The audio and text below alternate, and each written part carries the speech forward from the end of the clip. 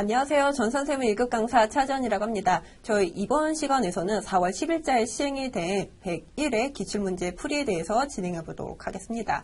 여러분들 저희는 이론부터 시작을 할 거긴 한데 여러분들 실제 시험에서 이론부터 풀으시면 안 되시죠. 당연히 실무 다 진행하시고 이론을 풀으셔야 합니다. 이론 시험 그 첫 번째 문제 진행해 보도록 하겠습니다. 다음 중 일반기업회계 기준상 유가증권에 대한 설명으로 틀린 것이라고 되어 있는데 여러분들 이거 딱 1번에서 오답 체크하시고 넘어가셨나요? 이거 지금 보시면은 1번 매도 가능 증권은 취득 시점에 제공한 대가 이외에 매입 수수료, 이전 비용은 수수료로 처리한다라는 말이 있습니다. 여러분들 어떠한 매입 이런 증권을 구입하고 그와 관련된 수수료, 이전 비용 같은 경우 웬만해서는 취득원가에 가산을 합니다. 하지만 예외적으로 단기매매 증권에 한정해서는 이를 즉시 비용 처리한다고 제가 말씀을 드렸던 것 같아요. 근데 여기에서는 단기매매 증권이 아니라 매도 가능 증권에서 비용 처리한다라고 되어 있으니까 오답이겠죠. 이와 같이 1번에서 정확하게 오답이 체킹되어 있는 경우라고 하면은 여러분들은 2, 3, 4번은 보지도 않고 그냥 다음 문제로 넘어가셔야 합니다. 하지만 여러분들 지금은 풀이 시간이다 보니까 2, 3, 4번 마저 보도록 할게요. 2번 단기매매 증권이나 만기보유 증권으로 분류되지 않은 유가증권은 매도 가능 증권으로 분류를 한다. 이와 같이 증권과 같은 경우 단기, 매도, 만기 보유 증권 이와 같이 세 가지로 구분이 되어 있습니다. 단기 매매 증권은 어떤 거였죠? 말 그대로 단기적으로 내가 이것에 대한 시세 차익을 얻을 목적으로 구입을 한 거겠죠. 그리고 만기 보유 증권이라고 하면은 말 그대로 만기까지 보유할 목적으로 증권을 구입했다는 뜻입니다. 그렇다고 하면은 단기도 아니고 내가 만기까지 보유할 그런 것도 아닌 그 중간 성격에 있는 것들을 무엇이라고 하냐? 우리 매도 가능 증권이라고 배웠습니다. 이번 옳은 표현이고요. 3번 보도록 하겠습니다. 매도 가능 증권을 공정가치로 평가함으로 인해 발생하는 평가 손실은 단기 손익에 영향을 미치지 않는다라고 되어 있습니다. 그렇죠. 여러분들 증권 중에서도 이와 같이 평가 손실을 단기 손익에 바로 이렇게 영향을 끼치게 하는 거는 매도 가능 증권이 아니다. 단기 매매 증권이죠. 왜냐하면은 단기 매매 증권은 내가 연도 말에 얼마만큼 올랐느냐 혹은 줄어들었느냐가 우리 수익에 바로 영향을 미치기 때문이에요. 따라서 단기 매매 증권이 단기 손익에 영향을 미치고 그 이외에 매도 가능 증권이나 만기 보유 증권은 거의 영향을 미치지 않죠. 이 3번도 옳은 답이라고 볼 수 있습니다. 4번 보도록 하겠습니다. 만기 보유 증권은 보고기간 종료일로부터 1년 내에 만기가 도래하는 경우 유동자산으로 분류할 수 있다. 그렇죠. 웬만해서는 그 만기가 1년 이내에 도래하진 않고 2년 혹은 3년, 4년 이와 같이 1년 이상 걸립니다. 그렇다고 하면은 자연적으로 만기 보유 증권은 장기로 볼 수밖에 없겠죠. 이와 같이 비유동 자산으로 구분이 될 거예요. 근데 우리가 시간의 흐름에 따라가지고 만기에 거의 근접하게 된다고 하면은 그게 1년 이내라고 하면은 이는 더 이상 비유동 자산이 아니라 유동 자산으로 분류를 해야 되는 거겠죠. 네, 옳은 표현입니다. 여기에서는 여러분들 1번 체크하시고 바로 넘어가셔야 돼요. 그러면은 우리 다음으로 두 번째 문제 풀이해 보도록 해요. 다음 등 판매비와 관리비 항목이 아닌 것. 여러분들 판매비와 관리비 어떤 것입니까? 우리가 제조업이라고 생각을 해봐요. 그렇다고 하면은 해당 제품을 제조하기 위해서 발생한 제조 원가뿐만 아니라 그 제품을 판매하기 위해서 급여가 발생할 수도 있는 거고 복리후생비, 소모품비 여러 가지 비용들이 발생할 수 있잖아요. 제조원가 이외에 업무와 관련된 비용, 우리 그것을 판매비와 관리비라고 합니다. 그러면 한번 어떠한 것들이 판매비고 어떠한 것들이 영업의 비용인지 한번 보도록 할게요. 1번 회계팀 직원의 급여. 지금 보시면은 직원의 급여이긴 한데 이게 생산직 급여가 아니라 회계팀, 영업부서와 관련된 비용이다 보니까 당연히 판매비라고 볼 수 있는 것이겠죠.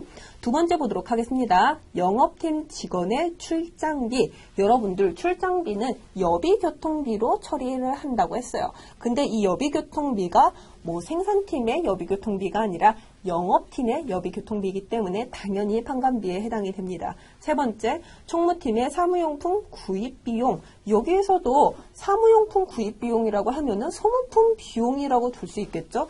근데 이게 생산직에서 발생한 것이 아니라 총무팀에서 발생한 것이죠. 당연히 판관비에 해당이 됩니다. 그렇다고 하면은 남은 거 네 번째. 은행대출 이자 비용이라고 되어 있는데 여러분들 이자 비용이라고 하는 거 당연히 비용으로서 경비 인정이 되는 것이기는 한데 이게 판매 관리비에 해당하지는 않아요. 우리 영업의 비용 항목으로서 뭐 배당 비용이 있을 수 이자 비용이 있을 수 있겠고 뭐 영업과 직접적으로 관련되지 않은 그런 비용들을 우리 영업의 비용이라고 했었던 거 기억이 나시는가 모르겠는데 여기에서 이자 비용이 영업의 비용 항목으로서 반감비 성격이 아닙니다. 여러분들 이 부분은 뭐 잘 체크할 거라고 예상을 하고 바로 다음 문제로 넘어가 보도록 할게요. 세 번째. 다음 중 수익의 인식에 관련된 설명으로 옳지 않은 것, 옳지 않은 것. 여러분들이 문제를 보실 때 너무 급한 나머지 이게 지금 옳은 것을 고르는 것인지 아니면은 오답을 고르는 것인지 그것조차 인식하지 못한 채 그냥 문제를 푸는 경우가 있어요.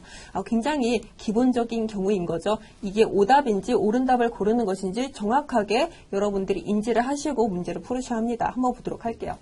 첫 번째, 위탁 판매의 경우. 여러분들 위탁 판매라고 하는 것이 뭐였죠? 내가 A라는 사람이 중국에 있고 내가 한국에 물건을 팔고 싶어 해요. 그렇다고 하면은 내가 직접 한국에 가는 것이 아니라 한국에 있는 B라는 사람한테 우리 물건 좀 대신 좀 팔아다오라고 하는 게 위탁 판매인 거잖아요. 그렇다고 하면은 A는 위탁자라고 볼 수 있겠고 B는 수탁자라고 볼 수 있는 거겠죠. 그렇다고 하면은 이 위탁자는 수탁자가 제3자에게 재화를 판매한 시점에 뭐 수익을 인식한다라고 되어 있는데 그렇죠. 수탁자가 물건을 팔았을 때 재화가 인도된 거니까 당연히 그때가 수익의 인식 시점인 거겠죠. 1번은 옳은 표현입니다.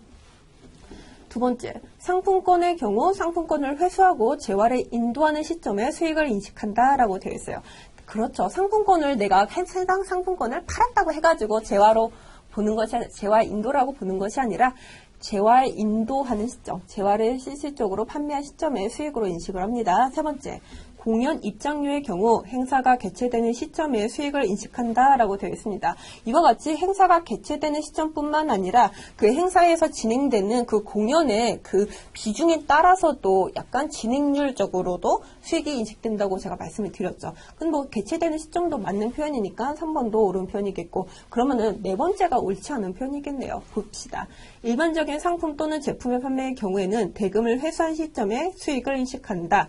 이게 맞는 건가요? 대금을 회수한 시점? 이게 무슨 뜻인가요? 돈을 받은 시점이라는 거잖아요. 근데 이거는 회계 이 문제에서뿐만 아니라 부가세 때 재화의 인식 시점에서도 제가 계속 말씀을 드렸어요. 돈을 받았을 때 여러분들은 안심을 하고 내가 이 물건의 판매에 대한 대금을 받았으니까 수익으로 인식해야 되겠구나. 그게 아니라 내가 재화를 인도할 시점 혹은 용역의 제공이 완료된 시점을 기준으로 여러분들이 수익으로 보여야 된다고 말씀드렸습니다. 그렇기 때문에 4번이 옳지 않은 답이 되는 거겠죠. 그리고 네 번째 보도록 할게요. 다음 중 재무제표 작성에 대한 설명으로 틀린 것. 여기서도 오답을 고르라고 되어 있네요. 1번 보도록 하겠습니다. 재무제표는 경제적 사실과 거래의 실질을 반영하여 기업의 재무상태, 경영성과, 현금흐름, 자본변동표 변동을 공정하게 표시하여야 한다. 그렇죠. 거래의 실질을 반영하여. 당연하죠. 재무제표라고 하는 것은 당연히 그 거래의 실질, 그 거래의 상태를, 그 회사의 상태를 투명하게 반영을 해줘야 합니다. 여기서 말하는 재무상태라고 하는 거는 재무상태표, 경영성과라고 하면은 손익계산서, 현금흐름이라고 하면은 현금흐름표, 자본변동이라고 하면 자본변동표, 뭐 추가적으로는 주석까지 이와 같이 5가지 재무제표를 통해 가지고 우리 기업의 실질을 보여줘야 돼요. 그리고 두 번째, 중요한 항목은 재무제표의 본문이나 주석에 그 내용을 가장 잘 나타낼 수 있도록 구분하여 표시하며 그렇죠. 중요하다고 하면은 구분하여 표시해야 돼요. 하지만 그 중요하지 않는 것들은 이를 통합하여 표시할 수 있다. 여러분들 그 기초 항목 중에서도 이 사항 배우셨죠? 중요성에 대해서. 그 다음 세 번째, 재무제표는 이해하기 쉽도록 간단하고 명료하게 표시되어야 한다. 근데 이것도 맞는 말입니다. 네 번째 보도록 할게요. 이게 오답이 지금 계속 4번에서 나오고 있는데 이럴 때 여러분들 답답하시죠? 그래가지고 어떤 분들은 4번부터 공략하는 경우가 있습니다. 사업 결합 또는 사업 중단 등에 의해 영업의 내용이 유의적으로 변경된 경우라도 여기서 유의적이라는 표현 무엇일까요? 여러분들 무의미하다라는 표현 여러분들 자주 쓰시죠? 이거 해봤자 뭐 소용이 없어. 무의미해. 근데 그 반대가 유의미해요. 유의미하다는 것은 중요하다는 얘기겠죠. 의미가 있다는 내용이겠죠. 이렇게 내용이 중요적으로 중요하게 변경되었다고 하면은 변경된 경우라도 재무제표의 기관별 비교 가능성을 제고하기 위하여 재무제표 항목의 표시와 분류는 맥이 동일해야 된다. 이게 옳은 표현일까요? 중요하다고 하면은 당연히 전기와는 다르게 분류 표시가 변경되어야 되는 거겠죠. 근데 동일하다? 이거는 옳은 표현이 될 수 없습니다. 그래서 지금 4번 문제에서도 틀린 게 바로 4번에서 나오고 있어요. 속 터지는 일이죠. 일부러 이렇게 했는지 모르겠어요. 그 다음에 다섯 번째 문제 보도록 하겠습니다. 다음은 일반기업 회계 기준상 유형자산, 무형자산에 대한 설명이다. 옳지 않은 것은 여러분들 무형자산 내용이 별로 없어요. 그래가지고 제가 이론 시간에서도 무형자산에 대해서는 유형자산과 비교하는 형식으로 제가 말씀을 드렸던 것 같습니다. 1번부터 보도록 할게요. 산업재산권, 개발비, 컴퓨터 소프트웨어 등이 포함된다. 그렇죠. 내가 눈에 보이지는 않지만 우리의 자산으로 볼 수 있는 이러한 재산이라든지 소프트웨어 당연히 무형자산으로 구분이 될 수 있겠죠. 두 번째 보도록 할게요. 삼각대상 금액은 그 자산의 추정 내용 연수 동안 체계적인 방법을 사용하여 비용으로 배분해야 한다. 그렇죠. 우리가 삼각대상 금액이라고 하면은 취득원가의 잔존가치를 뺀 가액을 말하는 거잖아요. 말 그대로 내가 지금 이 물건을 1000만 원에 구입을 했어요. 근데 내용 연수가 종료되는 시점에는 이 가치가 100만 원밖에는 되지 않을 것 같아요. 그러면은 나중에 그거 100만 원에 팔겠죠. 처분하겠죠. 그렇다고 하면은 그 기간 안에 우리가 900만 원이라는 감가상각 대상 금액을 일정한 체계적인 방법에 따라 가지고 감가상각비로 비용을 처리하겠다라는 거예요. 2번도 옳은 표현일 거예요. 그 다음 세 번째, 무형자산의 감가상각 시 잔존가치는 취득원가의 10%로 한다. 이게 우리가 배웠던 내용이던가요? 이런 경우는 있었죠. 문제상으로 유형자산은 우리가 1000만 원이라고 하고 잔존가치는 그에 대한 취득가의 10%라고 해가지고 문제상으로 많이 접했어요. 그러다 보니까 잔존가치라고 하는 거 취득원가의 10%로 임의로 이렇게 하는 거 아닐까라고 생각하실 수 있겠지만은 이와 같이 취득원가의 10%로 한다라고 결정적으로 언급한 표현은 없습니다. 당연히 잔존가치라고 하는 거 무형자산에서는 기본적으로 0원이라고 가정을 하고 있어요. 그렇기 때문에 5번에 옳지 않은 답은 3번이 되는 것이겠죠. 네 번째 보도록 할게요.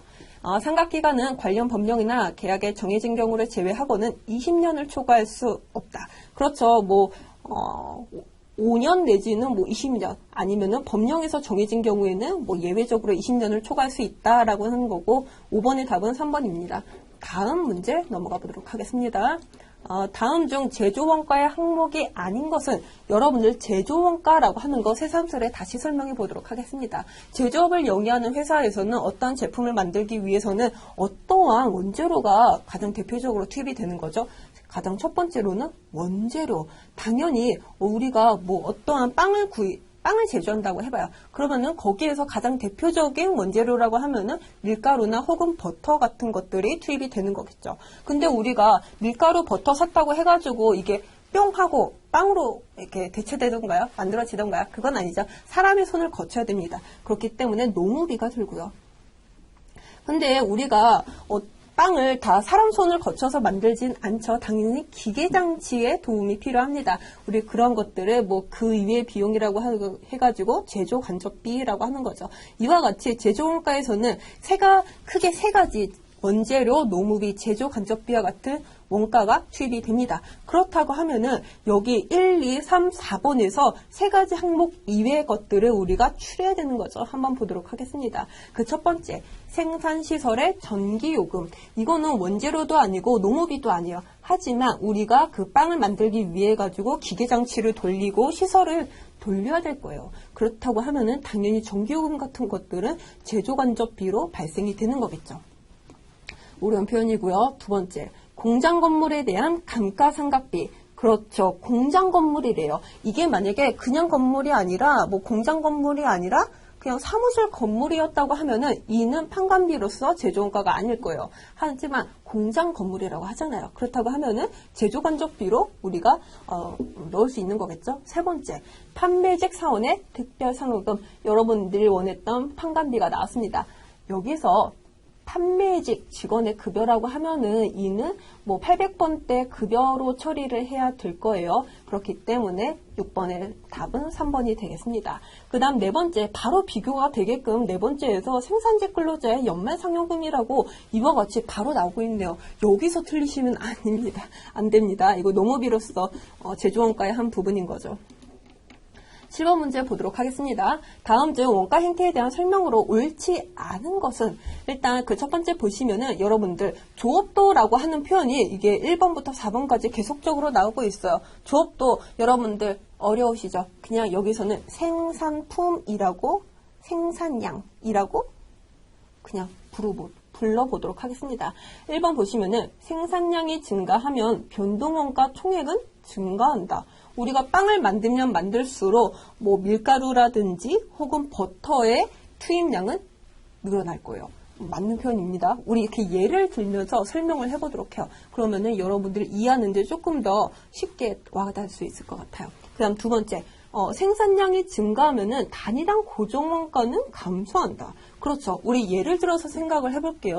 공장 건물이 있는데 이것을 뭐 우리가 취득을 한 게 아니라 임차했어요. 그래서 임차료가 한 달에 막 500만 원 든다고 생각을 해봅시다. 그렇다고 하면은 이 500만 원짜리 건물에서 지금 빵을 100개 생산하든 1000개 생산하든 다 생산할 수 있는데 1000개 혹은 10,000개 생산하면 할수록 우리 빵 한 개에 투입되는 임차료는 더욱더 줄어들 거 아니겠어요. 따라서 단위당 고정원가는 감소하겠죠. 옳은 표현입니다. 세 번째, 생산량이 감소하면 단위당 변동원가는 증가한다. 여러분들 우리가 빵 한 개에 투입되는 밀가루, 그 다음에 뭐가 있죠? 버터, 이런 것들이 이게 증가하나요? 그건 아니죠. 이게 생산량이 감소했다고 해가지고 단위당 변동원가가 증가하지는 않고 당연히 일정하겠죠.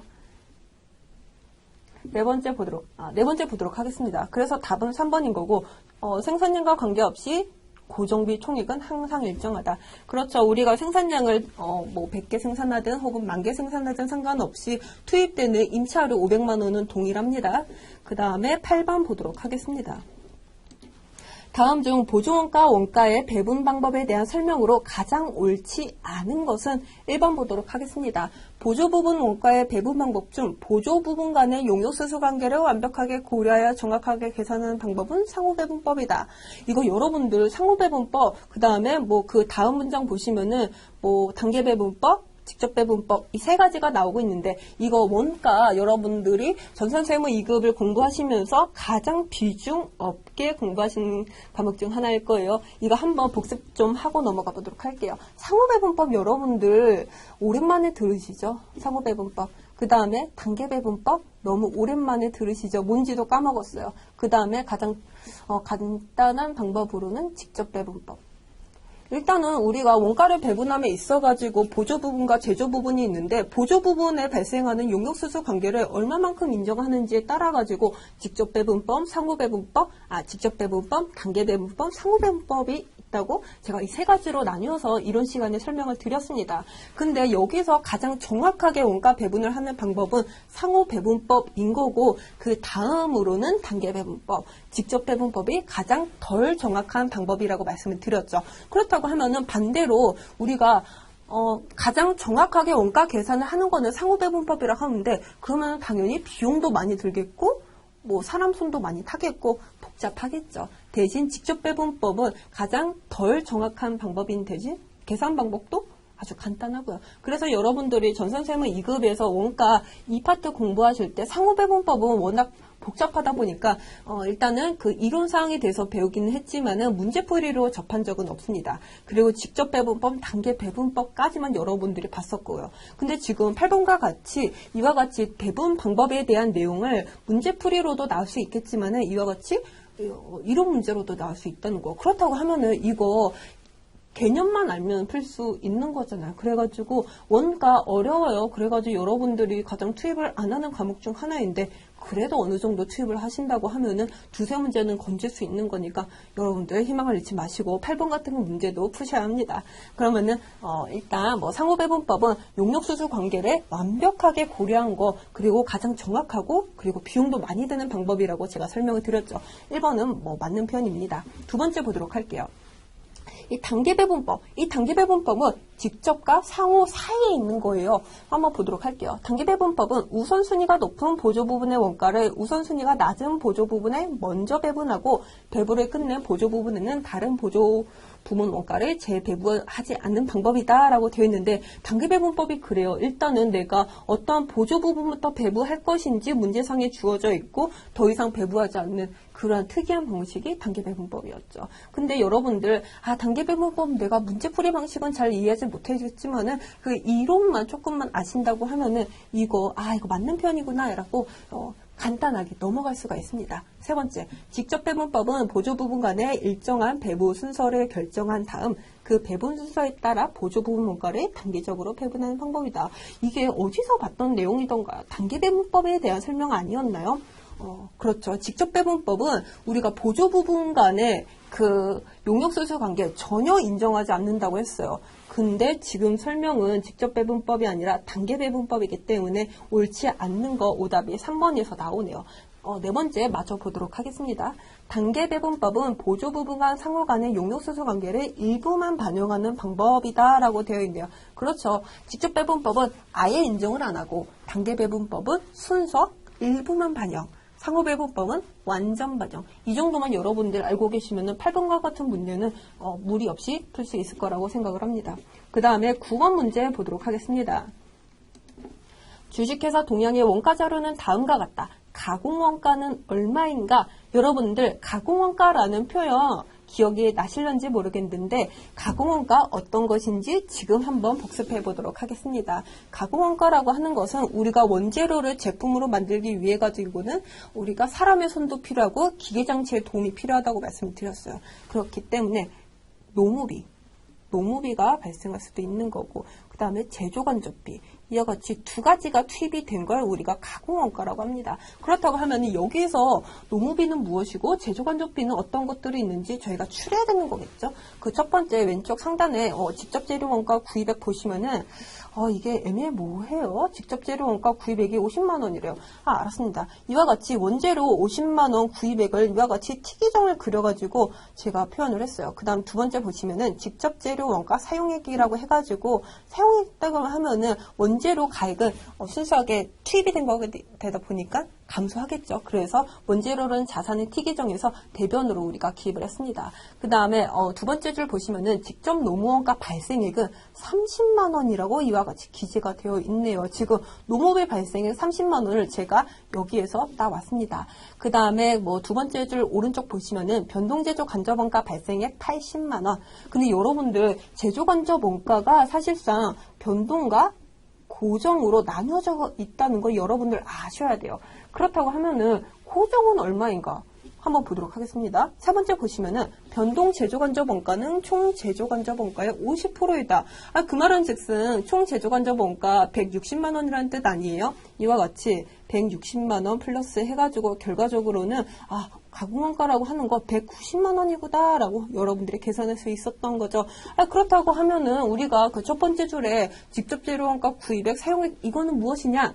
그냥 뻘 자료였다. 아무것도 의미가 없는 자료였다. 제가 이거 굳이 이렇게 했네요. 근데 여러분들 문제상으로 가공원가라고 하면은 사실상 직접 재료 원가 구입액 사용액이라는 자료가 주어졌다라도 이것은 무시하고 바로 두 번째 줄부터 보셔야 되는 거죠. 제가 실수를 했네요. 그러면은 10번 보도록 하겠습니다. 다음 중 개별원가 계산과 종합원가 계산에 대한 설명으로 틀린 것 이것도 한번 복습 잠깐 해보도록 하겠습니다. 우리가 어떤 제품의 원가를 계산하기 위해서 제품별로 제품 원가 계산을 하는 케이스가 있어요. 우리 그것을 개별 원가 계산이라고 하는 것이겠고 가장 대표적인 예로는 조선업의 배라든지 항공업의 항공제조업의 비행기를 예를 들 수 있습니다. 왜냐하면은 그 선박을 제조하는 데 있어서 발생되는 비용의 크기가 워낙 크기 때문에 이를 평균법이라든지 혹은 선의선주법으로 하기에는 위험성이 너무 크다는 거예요. 중요성이 너무 크다. 그래가지고 제품별로 원가 계산을 한다. 그게 개별 원가 계산이었고 그 반대로 종합 원가 계산은 어떤 것이었나요? 우리가 어떤 제품을 만드는데 이게 워낙에 기계로 찍어내는 그런 공품이다 보니까 그냥 평균적으로 원가 계산하자. 아니면은 뭐 선의선출법으로 계산을 하자라고 하는 게 종합원가 계산인 거고요. 가장 대표적인 예로는 여러분들이 마트 가보면은 뭐 가장 대표적으로 뭐 과자라든지 혹은 뭐 기계장치들을 예를 들 수 있겠죠. 그러면은 여러분들 어떠한 것들이 개별원가 계산을 사용을 하는 거고 또 어떠한 것들은 종합원가 계산을 하는지 간략하게나마 본 거고, 그렇다고 하면은 한번 첫 번째 동그라미부터 보도록 하겠습니다. 개별원가 계산은 직접 재료비, 직접 노무비, 제조간접비로 구분하여 작업원가표에 기재를 한다라고 되어 있습니다. 뭐 이것도 맞는 표현인 거죠. 두 번째, 개별원가 계산 중 실제 배부율과 예정 배부율의 구분은 제조간접비와 관련된 문제이다라고 되어 있는데, 여러분들 개별원가 계산에 대해서 우리가 이론에 대해서 풀이한 것뿐만 아니라 이론만 본 거 아니라 이 개별원가 계산 중에서도 제조간접비 때문에 이것을 뭐 실제로 발생된 부분에 한정해서 실제 발생된 금액을 기준으로 할 것인지, 아니면 기초에 제조간접비가 얼마만큼 발생할 것인지 가정을 해가지고 하는, 이게 뭐 실제 개별원가 계산, 예정 배부원가 계산 이렇게 표현을 했었잖아요. 이와 같이 직접 노무비와 혹은 뭐 직접 노무비와 원재료 같은 경우에는 그냥 실제 발생된 거 그대로 적는 거예요. 근데 제조간접비라고 하는 것은 여러 원가들이 다 합쳐진 금액이다 보니까 이게 뭐 확정이 안 난다는 거죠. 그렇다고 하면은 이를 일단 예정 배불로 때리고 실제 배불과 얼마만큼 차이가 나는지 보아서 제조간접비를 조정하자라고 해가지고 여러분들이 잠깐 살펴본 적이 있을 겁니다. 이게 다 제조간접비 때문이에요. 제조간접비 때문에 이와 같은 문제들이 발생하는구나 라고 여러분들이 아시면 좋겠고, 세 번째 보도록 하겠습니다. 종합원가 계산에 대한 내용인데요. 종합원가 계산은 단기총 제조원가를 단기 중에 생산된 완성품 환산량으로 나뉘어 단위당 원가를 계산한다라고 되어 있어요. 그렇죠. 단기총 제조원가라고 하는 것은 무엇일까요? 우리가 어떤 제품을 만들기 위해 가지고 재료비, 노무비, 제조간접비가 얼마만큼 투입이 됐는지 그 총 원가를 나타내는 거예요. 근데 이 원가를 완성품 환산량으로 나누어서 단위당 원가를 계산하자는 거죠. 왜냐하면은 완성품 환산량이라고 하는 거, 어떠한 제품을 만들기 위해 가지고 완성품만을 만들기 위해 가지고 이게 얼마만큼 양으로 따졌을 때에는 얼마만큼 완성이 되었을까라고 하는 게 완성품 환산량인 거잖아요. 그렇다고 하면은 그냥 대략적으로나마 단위당 원가를 계산한다라는 내용인데, 실제상으로 딱 보면은 개별원가 계산이 더 정확하겠어요? 아니면은 종합원가 계산상의 원가가 더 계산이 정확하겠어요? 당연히 개별원가 계산이기는 한데, 종합원가 계산도 어떻게 보면은 뭐 완성품 환산량이라는 개념을 따와가지고 조금은 정확성을 높이기 위해서 노력을 많이 했지만은 이러한 한계점이 있구나. 그리고 완성품 환산량이라고 하는 걸 여러분들 까먹었을 수 있겠지만은 이번 10번 문제를 통해 가지고 이런 게 있었겠지 하면서 이게 정확히 기억이 안 난다고 하면은 여러분들 이런 문제 한번 다시 풀어보시는 것도 좋을 것 같습니다. 3번도 옳은 표현이에요. 근데 10번도 지금 옳지 않은 게 지금 4번에서 나오네요. 이거. 종합원가 계산은 소량으로 주문 생산하는 기업의 원가 계산에 적합하고, 그럴까요?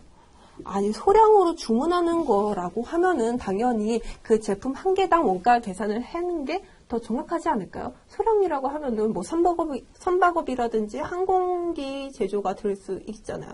그렇기 때문에 소량 주문하고 종합원가 계산은 옳지 않은 표현인 것 같아요. 맞지 않은 표현인 것 같아요. 그래가지고 이거 정확하지 않고 개별원가 계산에 비해서 제품별 원가의 계산이 보다 정확하다라는 표현도 옳지 않은 것 같습니다. 그래서 10번의 오답도 4번으로 되겠네요. 이게 지금 오답이 계속 4번에서 나와가지고 여러분들이나 저도 속이 터집니다. 저 같으면은 이거 그냥 옳지 않은 거 오답 고르는 문제라고 하면은 바로 4번부터 볼 것 같아요. 그 다음에 11번 보도록 하겠습니다. 다음은 부가가치세법상 부수재화 및 부수용역의 공급과 관련된 사례이다. 다음 중 부가가치세가 면세되는 것은 이라고 되어 있는데 2번하고 4번 보실게요. TV 판매 업체가 그 AS 용역을 공급하는 경우라고 되어 있는데 TV 판매도 과세, 그리고 그와 관련된 AS도 과세이기 때문에 이는 아예 제외시키고, 그 다음에 4번 보시면은 4번도 똑같습니다. 악기 도매업자가 피아노와 함께 피아노 의자를 공급하는 경우 피아노 공급도 과세인 거고 의자의 공급도 과세인 경우죠. 그렇기 때문에 면세가 적용될 여지가 없는 거고 3번 보도록 하실게요.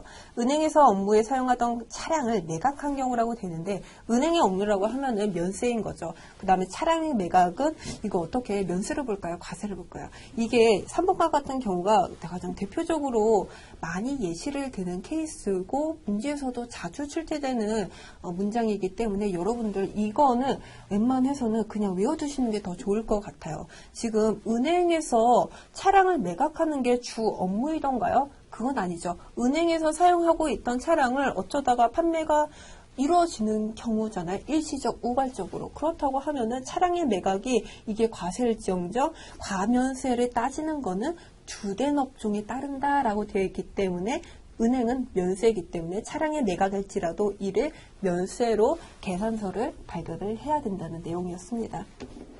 우리 12번 보도록 하겠습니다. 다음 중 부가가치세법상 환급과 관련된 설명으로 옳지 않은 것. 여러분들 환급이 어떤 것이었죠?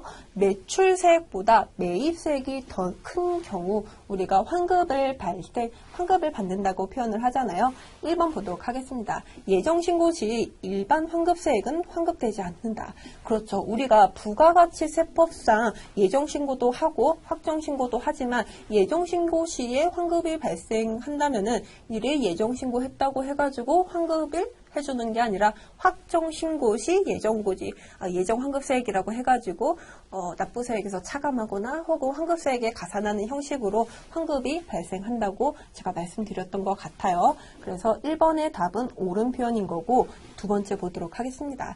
조기환급은 조기환급 신고 기간이 경과 후 15일 이내에 관할 세무서장이 신고한 사업자에게 환급하여야 한다. 15일도 맞는 표현인 거죠. 근데 여러분들 조기환급도 있겠지만은 일반환급도 있잖아요. 일반환급의 경우에는 15일이 아니라 30일 이내에 환급한다는 거 여러분들 알아두셨으면 좋겠고 세 번째, 조기환급을 신고할 때에는 조기환급 기간의 매출은 제외하고 매입만 신고할 수 있다라고 되어 있네요.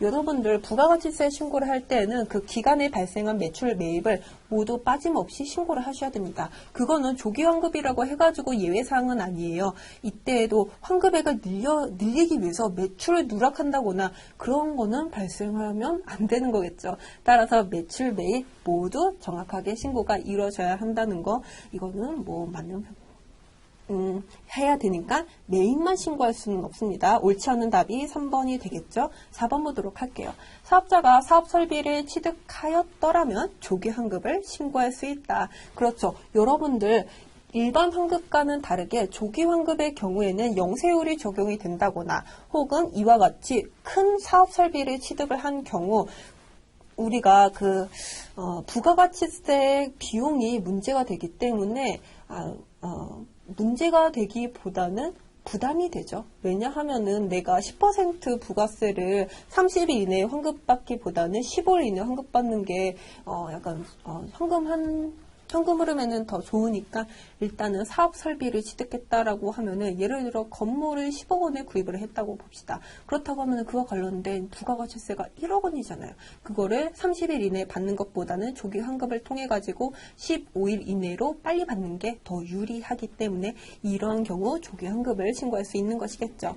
우리 13번 보도록 하겠습니다. 다음 중 부가가치세법상 세금계산서와 관련된 설명으로 옳지 않은 거 세금계산서 내용 이게 수정세금계산서 발급 사유가 워낙 많다 보니까 여러분들이 헷갈려 하시는데 정확하게 정리를 하고 조금 잘 보셨으면 좋겠어요. 왜냐하면 여러분들이 물론 이 전산세무 2급이라는 자격증을 취득함으로써 끝날 수도 있는 거겠지만은 실무에서 여러분들이 가장 많이 접하게 되는 게 세금계산서 발급이거든요.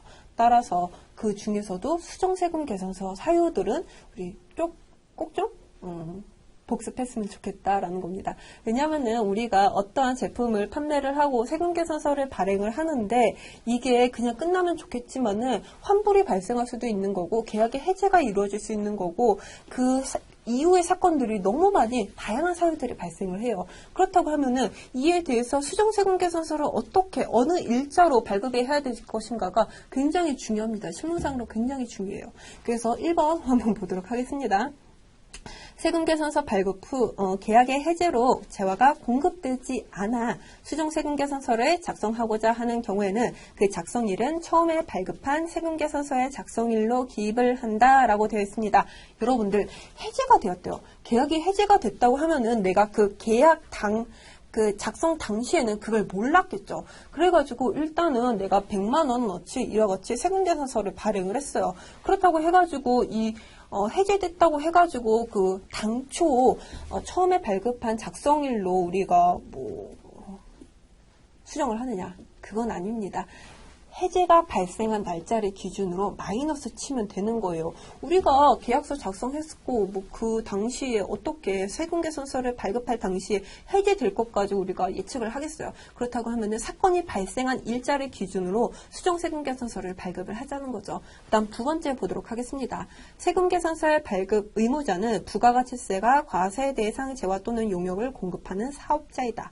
그렇죠. 발급 의무자는 세금계산서를 발급하는 사람은 판매자예요. 공급하는 사업자입니다. 너무나 당연한 얘기고 일반적인 상식인 거죠. 근데 여러분들은 그 상식을 배워가는 과정이기 때문에 이번에서도 내가 몰랐다고 하면은 그냥 받아들이시면 되는 거예요. 세금계산서라고 하는 거는 판매자가 발행을 하는구나. 그리고 세 번째 보도록 하겠습니다. 세금계산서는 공급하는 사업자가 공급자 보관용, 그렇죠. 그 다음에 공급받는 자 보관용 두 개를 작성을 해야 되는 거예요. 그래서 공급받는 자에게 이 공급받는 자 보관용을 교부를 해야 되는 거죠. 그렇다고 하면 한 건에 대해서 공급받는 자, 공급하는 자 두 장의 세금계산서가 발급이 되는 거고, 공급받는 자는 이거를 뭐 전자세금계산서를 한다면은 이메일로 교부를 하는 거고, 수기로 발급을 했다고 하면은 말 그대로 수기로 지급을 해야 되는 거겠죠. 그 다음에 네 번째 보도록 하겠습니다. 세금계산서란 과세사업자가 재화 또는 용역을 공급할 때 부가가치세를 거래 징수하고 그 거래 사실을 증명하기 위해요. 공급받는 자에게 발급하는 것이다 라고 되어 있네요.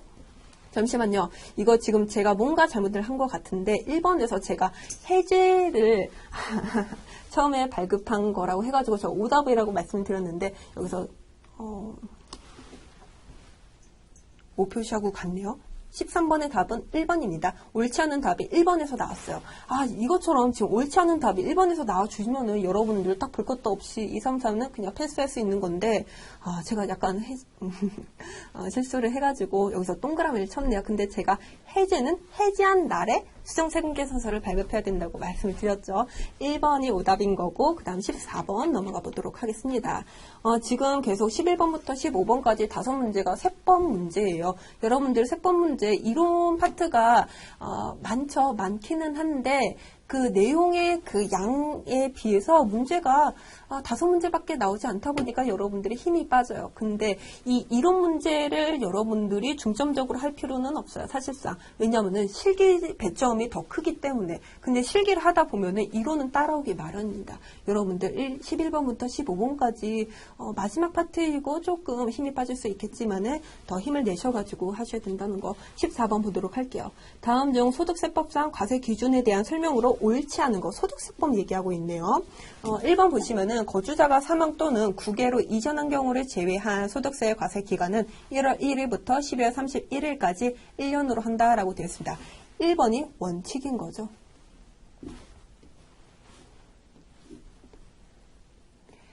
예외할 거 없이 1월 1일부터 12월 31일까지 1년으로 우리가 과세기간을 잡습니다. 하지만 사망한 경우 어떡할 거예요? 사망했다고 하면은 말 그대로 그 이후의 기간은 뭐 존재하지도 않고 소득이 발생하지도 않잖아요. 그리고 국외로 이전한 경우도 뭐 사망과 마찬가지로 이전했기 때문에 그 이후에 한국에 존재하지도 않고 그와 관련된 소득이 발생할 수 없습니다. 따라서 이 두 가지를 제외한 나머지는 무조건 1월 1일부터 12월 31일까지로 잡자는 거죠. 그 다음 두 번째 보시면은 거주자가 사망한 경우 과세기간은 1월 1일부터 사망한 날이 속하는 달의 말일까지로 하기로 한다.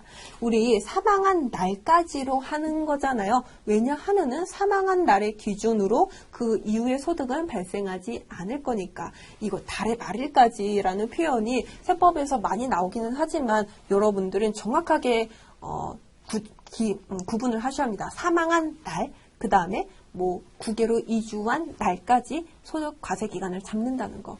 그 다음에 3번 보도록 하겠습니다. 소득세법은 과세기간을 임의로 설정하는 것을 허용하지 않는다. 그렇죠. 그렇기 때문에 1번과 같이 두 가지 예외를 제외하고는 무조건 1월 1일부터 12월 31일까지로 잡는다는 거예요. 왜냐하면 이와 같이 과세기간을 1년으로 이렇게 아예 못 받지 않으면은 여러분들이 상반기 동안 발생한 거, 하반기 동안 발생한 거 이와 같이 얼마든지 과세기간을 늘려가지고 적용되는 세율을 늦출 수 있다는 거죠. 왜냐하면은 우리가 소득세법상 세율은 6%에서 45%까지 누진 세율로 적용되다 보니까 과세표준을 줄이면 줄일수록 세금이 줄어들어요. 그렇기 때문에 임의로 설정하는 것을 용서하지 않겠다라는 거죠. 4번 보도록 하겠습니다. 거주자가 국외로 이주하여 비거주자가 되는 경우의 과세기간은 1월 1일부터 출국한 날까지로 한다. 사망률과 마찬가지로 우리나라에 더 이상 존재하지 않게 된 날까지를 기준으로 과세기간을 잡아요. 여기서 옳지 않은 답은 2번이 되는 거겠죠.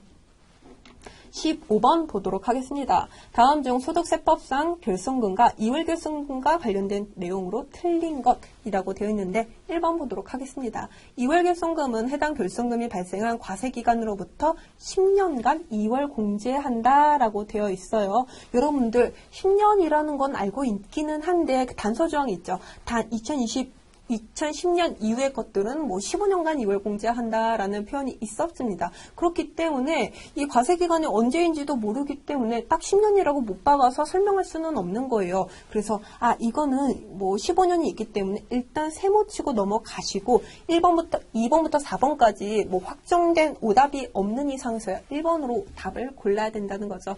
2번 보도록 할게요. 해당 과세기간의 소득금액에 대하여 추계신고를 할 때에는 이월결손금 공제가 원칙적으로 불가능하다.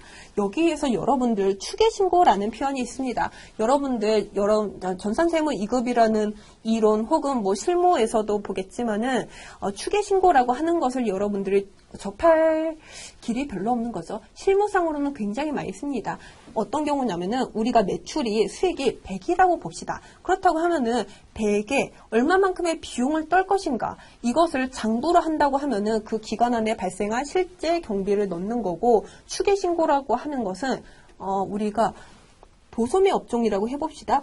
우리가 100만 원의 수익을 얻기 위해서는 거의 90%의 비용이 발생할 거라고 우리가 세법적으로 정해진 율이 있어요. 그렇다고 하면은 이와 같이 100만 원의 10%만 소득으로 보고 여기에서 세금을 때리기로 하겠어라고 하는 게 추계신고인 거예요.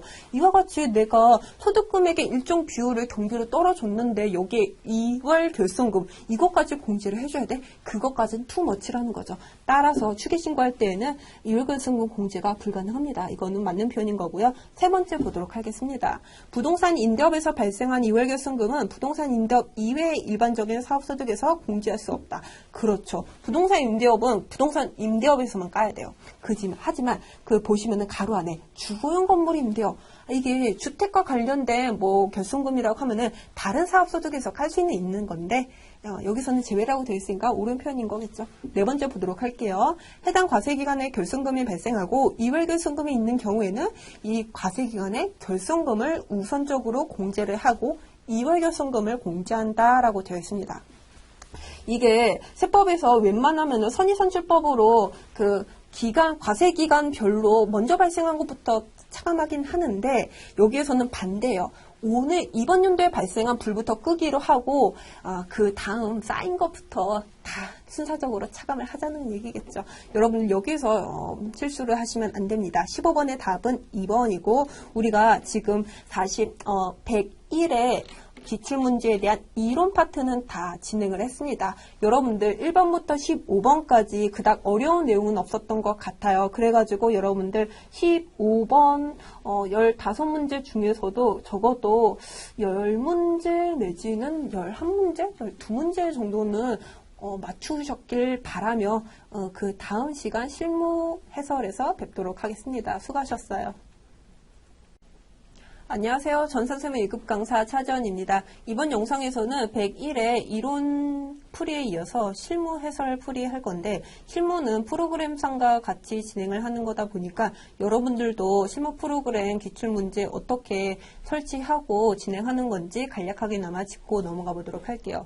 일단 여러분들도 한국세무사의 문제풀이 그쪽 있죠. 거기에서 기출문제 파일을 다운받으시면은 이와 같이 zip 파일로 되어 있죠. 앞쪽 파일을 풀으셔가지고 바로 오른쪽에 같이 101에 전산세무 2급이라는 파일을 여러분들도 이와 같이 설치를 해주셔야 합니다. 여기서 보시면은 2교시라는 파일이 있어요. 2교시 파일 들어가 보시면은 텍스라는 이름의 수업용 파일이 있습니다. 이걸 클릭하시면은 이와 같이 여러분들 못 뜨시나요? 수험번호와 이름을 기재하라고 나오시죠. 여기에서 여러분들 수험번호를 아무나 적는 게 아니라 지금 프로그램상 아니라 파일에 보시면은 101에 기출문제 설치 안내라고 되어 있어요. 거기에서 뭐 전산세무 1급부터 전산회계 2급까지 어떻게 수험번호를 적어야 되는 거고 감독자 확인번호는 어떤 걸 입력을 해야 되는 건지 안내사항이 있으니까 거기에 참조하셔가지고 수험번호를 적으시면 되는 겁니다. 전산세무 2급의 경우에는 1211112로 되어 있는 거고 이름은 저는 이패스라고 기입을 하고 설치를 해보도록 하겠습니다. 그렇다고 하면은 지금 이와 같이 응시 종목은 전산세무 2급, 그 다음에 이름은 이패스, 문제 유형 A, B형이 있는데 A, B형은 여러분들이 그 실무 시험에서 직접적으로 그 받는 유형에 따라서 선택을 해주시면 되는 거고 저는 A라고 기재를 선택을 할게요. 감독자 확인 번호는 5411입니다. 회사 코드는 뭐 1112로 주식회사 동양이고 로그인 해보도록 할게요. 지금 이와 같이 주식회사 동양 프로그램이 깔려져 있는 거고 여기에서 여러분들이 문제성이 주어지는 문제를 여기다 기입을 하면 되는 거겠죠. 그러면은 한번 문제도 같이 보도록 하겠습니다. 지금 보시면은 가장 첫 번째로 나오는 게 일반정표 입력이에요. 근데 여러분들이 일반정표 입력은 전산세무 2급뿐만 아니라 전산회계에서도 많이 배웠던 내용들이죠. 그래서 여기서 15점이 되어 있는 거고 5가지 문항으로 되어 있습니다. 여기서 하나라도 틀리시면은 약간 심각하죠. 제가 약간 독하게 말을 하기는 하지만은 일반정표 입력이 워낙 여러분들이 쉽게 풀이할 수 있는 파트이기도 하고 여러분들이 여기서 처음 배운 게 아니라 그 전 단계에서도 한 내용이기 때문에 전 여기서 틀리진 마셨으면 좋겠습니다. 일단은 첫 번째 문제부터 보도록 하겠습니다. 지금 보시면은 2월 6일자 영업부는 제품 광고료에 대한 미지급금 35만 2천 원을 조화일보에 전액 보통예금 계좌로 이체하여 지급하였다라는 언급이 있네요. 이와 같이 미지급금에 대한 지급 내용입니다.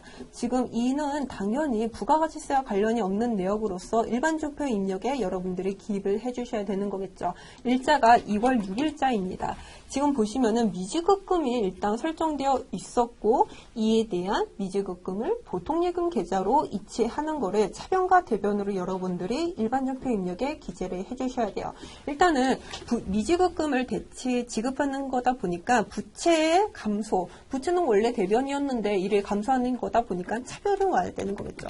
그다음 미지급금은 253인데 혹시라도 미지급금의 계정과목 코드를 모르신다고 하면은 계정과목 코드란에 여러분들이 커서를 두신 다음에 F2를 누르셔가지고 여기서 미지급금으로 선택을 해주시면 되는 거예요. 253번으로 되어 있죠. 그 다음에 이게 어떠한 거래처에 대한 부채냐 보시면은 조화일보죠. 여기서도 마찬가지로 거래처 코드란에 커서를 두셔가지고 F2를 눌러주십니다. 조화일보 한번 검색을 해볼게요. 네, 검색이 되네요. 그 다음에 적요는 굳이 문제에서 언급하지 않으나 그냥 비워두셔도 상관은 없으시고 얼마가 없어지는 거죠? 35만 2천 원이 없어지는 겁니다. 근데 이 미지급금을 어떻게 없애주는 거죠? 보통예금 계좌로 입금함으로 인해서 보통예금은 103입니다. 그 다음에 어떤 보통예금으로 입금이 되는지는 여기 문제에서 주어져 있지 않아요. 원래는 이게 하나은행이다, 국민은행이다, 뭐 실무상으로는 반드시 쓰셔야 되겠지만은 문제상으로 주어지지 않는다고 하면은 그대로 주셔도 뭐 상관은 없습니다. 지금 미지급금 부채 감소로서 대변에 차변으로 적어주시고 보통예금이라는 자산의 감소 내변으로 이와 같이 기재를 했습니다. 지금 보시면은 뭐 영업부에 대한 뭐 미지급금 전액 보통예금 계좌로 지금 이와 같이 뭐 두 문장으로 했는데 뭐 별 문제는 없는 것 같습니다. 4월 15일자 두 번째 문제 가보도록 하겠습니다. 여러분도 일반정표 입력을 할 때 2월 6일, 4월 15일 이와 같이 문제가 날짜 순으로 되어 있기는 해요. 그래가지고 어떤 분들은 이것을 뭐 1월부터 12월까지 기간별로 설정을 하고 계속 순차적으로 입력을 하시는 분들도 계시겠지만은 저 같은 경우에는 그냥 일자별로 검색을 하게끔 설정을 해준 다음에 4월 15일, 2월 6일 이와 같이 일자별로 그냥 커서를 설정을 해준 다음에 하는 게 저는 편하더라고요. 왜냐면은 이게 기간별로 하다 보면은 다른 자료가 이렇게 위에 상단에 쭉 있기 때문에 헷갈려서 그냥 이대로 진행을 하겠습니다. 당사의 법인거래처인 주식회사 서울로부터 기계장치를 무상으로 받았다. 거래처로부터 무상으로 받았대요. 꽁으로 받았네요. 그렇다고 하면은 기계장치는 뭐 꽁으로 받은 거든 내가 대가를 지급했든지 간에 자산이 증가했잖아요. 자산의 증가는 차변인 거겠죠. 근데 어떤 자산이 증가를 했느냐? 기계장치라는 자산이 증가를 했다. 206으로 설정을 하고 이거 지금 500만 원으로 기입을 합니다. 그럼 대변에는 이거 그 기계장치를 취득하기 위해 가지고 어떠한 대가를 지불했는지 뭐 부채 증가, 현금의 감소를 적어야 되는 거잖아요. 근데 우리는 이 기계장치를 뭐 어떠한 대가를 치르고 받은 게 아니에요. 무상으로 받았습니다. 그렇다고 하면은 이거 어떠한 계정 과목 써야 되는 거죠? 자산 수중 이익이라는 영업의 수익 항목으로 설정을 해 두시면 된다라는 거죠. 그리고 기계장치에 대한 이런 가액은 당연히 공정가액 500만 원으로 기재하는 거 여러분 아실 거고, 그 다음에 세 번째 문제 가보도록 하겠습니다. 5월 30일자 발생한 내역이네요. 보시면은 영업부 직원들에 대한 확정급여형 퇴직연금 납입액 1,000만 원과 퇴직연금 운용 수수료 55만 원을 보통예금 계좌로 이체하였다라고 되어 있어요. 여러분들 어떠한 직원을 이렇게 우리가 꾸리고 있는데 이 직원이 혹시라도 나중에 퇴사했을 시에 지급해야 할 퇴직금이 있잖아요. 우리 그것을 뭐 확정급여형이라든지 확정기여형을 통해 가지고 우리가 쌓아둡니다. 자산을 쌓아둬요. 근데 지금 이게 지금 1,000만 원이나 되어 있다고 되어 있네요. 지금 보시면은 그렇다고 하면은 이걸 어떻게 해야 되는가? 일단 퇴직연금 납입액이 1,000만 원과 55만 원을 보통예금에서 이체했다고 되어 있는데 퇴직연금 납입액 이거 확정급여형이니까 자산 형태로 우리가 쌓아뒀겠죠? 그렇다고 하면은 이거 어떻게 처리를 하느냐? 자산이기는 하지만 부채 차감적 평가 계정이기 때문에 차변에 기입을 합니다. 그렇다고 하면은 우리 계정 코드는 어떻게 쓰느냐? 퇴직연금 운용자산. 네, 퇴직연금 운용자산 186을 기재를 합니다. 선택을 해요. 그 다음에 거래처로는 뭐 굳이 어떠한 퇴직연금을 어떠한 은행에서 뭐 관리를 했는지에 대한 내용은 없으니까 그대로 비워두시면 될 것 같고 1,000만 원을 기재를 하고 그 다음에 그 다음 커서에 차변으로 어떤 걸 써야 되는 거나요? 퇴직연금 운용 수수료를 기입을 해야 된다는 거죠. 근데 수수료가 영업부 직원과 관련된 수수료이기 때문에 여기 수수료가 많이 있어요. 수수료 비용이라고 해가지고 500번대부터 800번대 그리고 더 나아가서는 영업의 비용 항목인 수수료 비용까지 있습니다. 근데 영업부 직원이니까 800번대 판관비의 수수료 비용으로 우리가 선택을 하고 55만 원을 기재를 해야 된다는 것이겠죠. 근데 이거 어떻게 이체한다고 되어 있네요. 보통예금 계좌로 이체한다. 보통예금이라는 자산이 감소를 했으니까 대변의 보통예금, 그 다음에 그와 관련된 가액은 우리가 차변의 금액을 썼던 그 총액만큼 대변에 자동으로 기재가 되었기 때문에 이 부분은 여러분들이 그냥 패스하고 넘어가시면 될 것 같아요. 그 다음에 네 번째 문제 보도록 하겠습니다. 7월 12일 여러분들도 일반전표 입력상에 7월 12일로 기간을 다시 설정한 다음에 문제 보도록 하겠습니다. 뉴욕은행으로부터 전년도에 차입한 외화장기 차입금 5만 달러를 우리은행 보통예금 계좌에서 이체하여 상환하였다라고 되어 있습니다.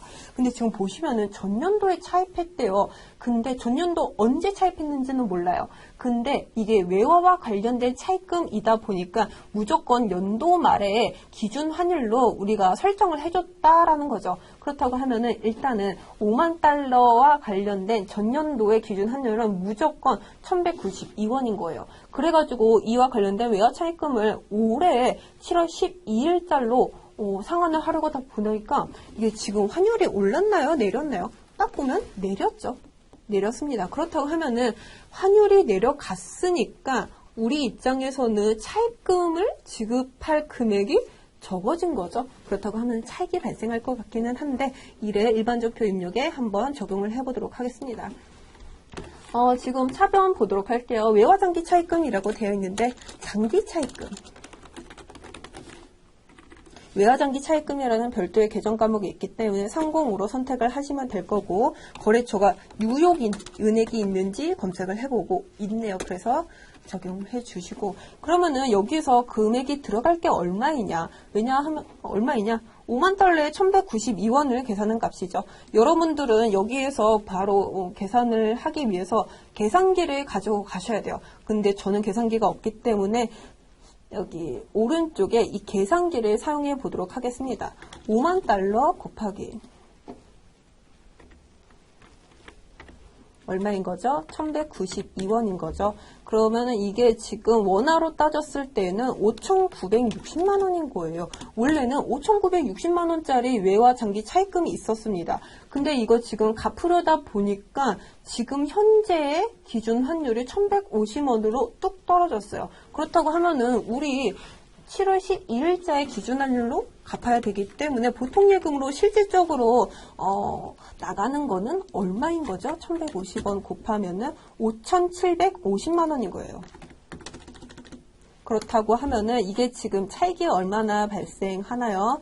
지금 대변에 210만 원만큼 발생을 합니다. 원래는 5,960만 원을 갚아야 했지만은 기준 환율 자체가 줄어들었기 때문에 실질적으로 통장으로 지급된 금액은 5,750원밖에 안 나는, 그렇다고 하면은 대변에 이걸 어떻게 해야 하나? 외환 차익으로 더가지고 210만 원을 기재를 하면 되겠죠. 그 다음에 5번 문제 가보도록 하겠습니다. 9월 15일자.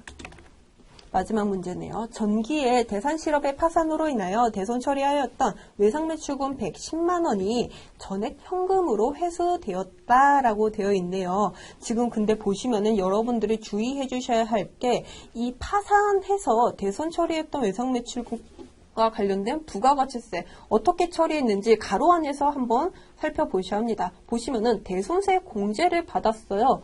이게 왜냐면은 내가 거래를 진행을 하고 제품을 판매를 하고 세금계산서를 발행하긴 했는데 이와 관련된 대금을 받지 못했기 때문에 대손 처리한 거잖아요. 그리고 원래는 내가 10만 원도 추가적으로 받아서 부가세 예수금으로 납부를 하긴 했는데 납부를 아예 받지를 못했기 때문에 대손세 공제까지 신청을 한 케이스인 거죠. 근데 받았다고 되어 있잖아요. 그렇다고 하면은 이 10만 원만에 대한 부가세 예수금을 살려줘야 되는 거겠죠. 그렇다고 하면은 일단은 현금으로 회수했기 때문에 현금의 증가 차변으로 한번 기재를 해보도록 하겠습니다.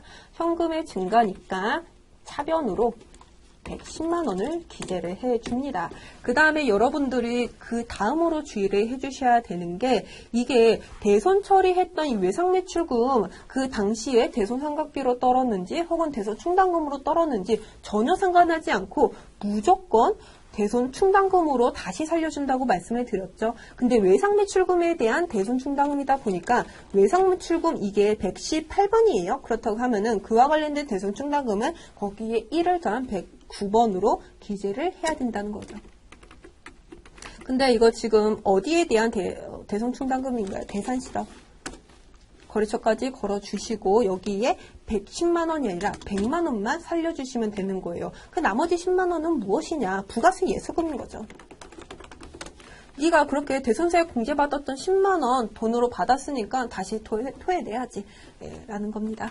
이와 같이 9월 15일까지 진행을 하였고 그 다음 문제 2번에서는 메인 매출 전표와 관련된 내용입니다. 여러분들 문제 1번에서는 일반 전표 입력 부가가치세 부가가치세 관련 거래와는 전혀 관련 없는 그 밖의 사항들을 문제 1번에서 5가지 문제로 살펴보았어요. 근데 문제 2번에서는 만약에 내가 제품을 판매를 하고 혹은 매입을 했을 때 그와 관련된 적격증 등을 받았고 발급했다라고 하면은 당연히 메인 매출 전표란에 여러분들이 입력을 해야 되는 거고 그와 관련된 문제가 5가지로 되어 있고 여기서도 마찬가지로 한 문제당 3점이기 때문에 총 15점입니다.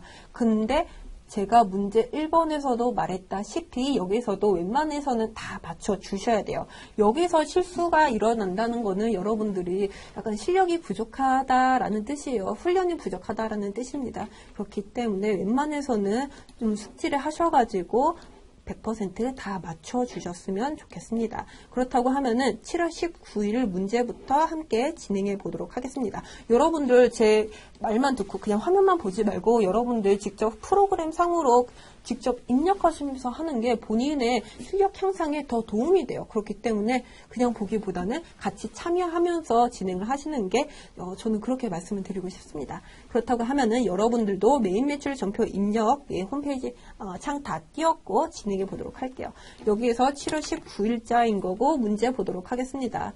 대표이사인 김현우가 자택에서 사용할 목적으로 주식회사 하이마트에서 TV를 990만 원에 구입을 하고 본인 대표이사가 본인 집에서 사용할 목적으로 하이마트에서 TV를 990만 원짜리나 구입을 했다고 합니다. 그 다음에 당사 명의의 전자세금 계산서를 발급을 받았대요. 얼씨구. 대금은 당사의 당자수표로 발행하여 지급하였으며 사업무관 비용은 대표이사 김현우의 가지급금으로 처리를 해야 한다.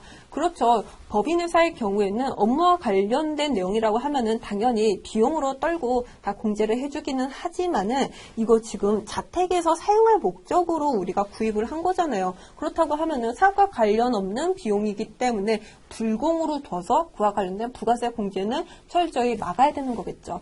그리고 그와 관련된 대금 지급이 당자수표로 되어 있기 때문에 여러분들 분계란에서는 여기서 혼합으로 두셔야 되는 거고요. 근데 여러분들이 항상 틀리는 게 여기에요. 유형 아니면은 분계란에서 틀립니다. 당연히 여기 공급 가액 부가세 공급 처명 코드에서 틀리시면 안 됩니다. 전자도 명확하게 문제에서 주어지기 때문에 여기서 틀리시면 안 돼요.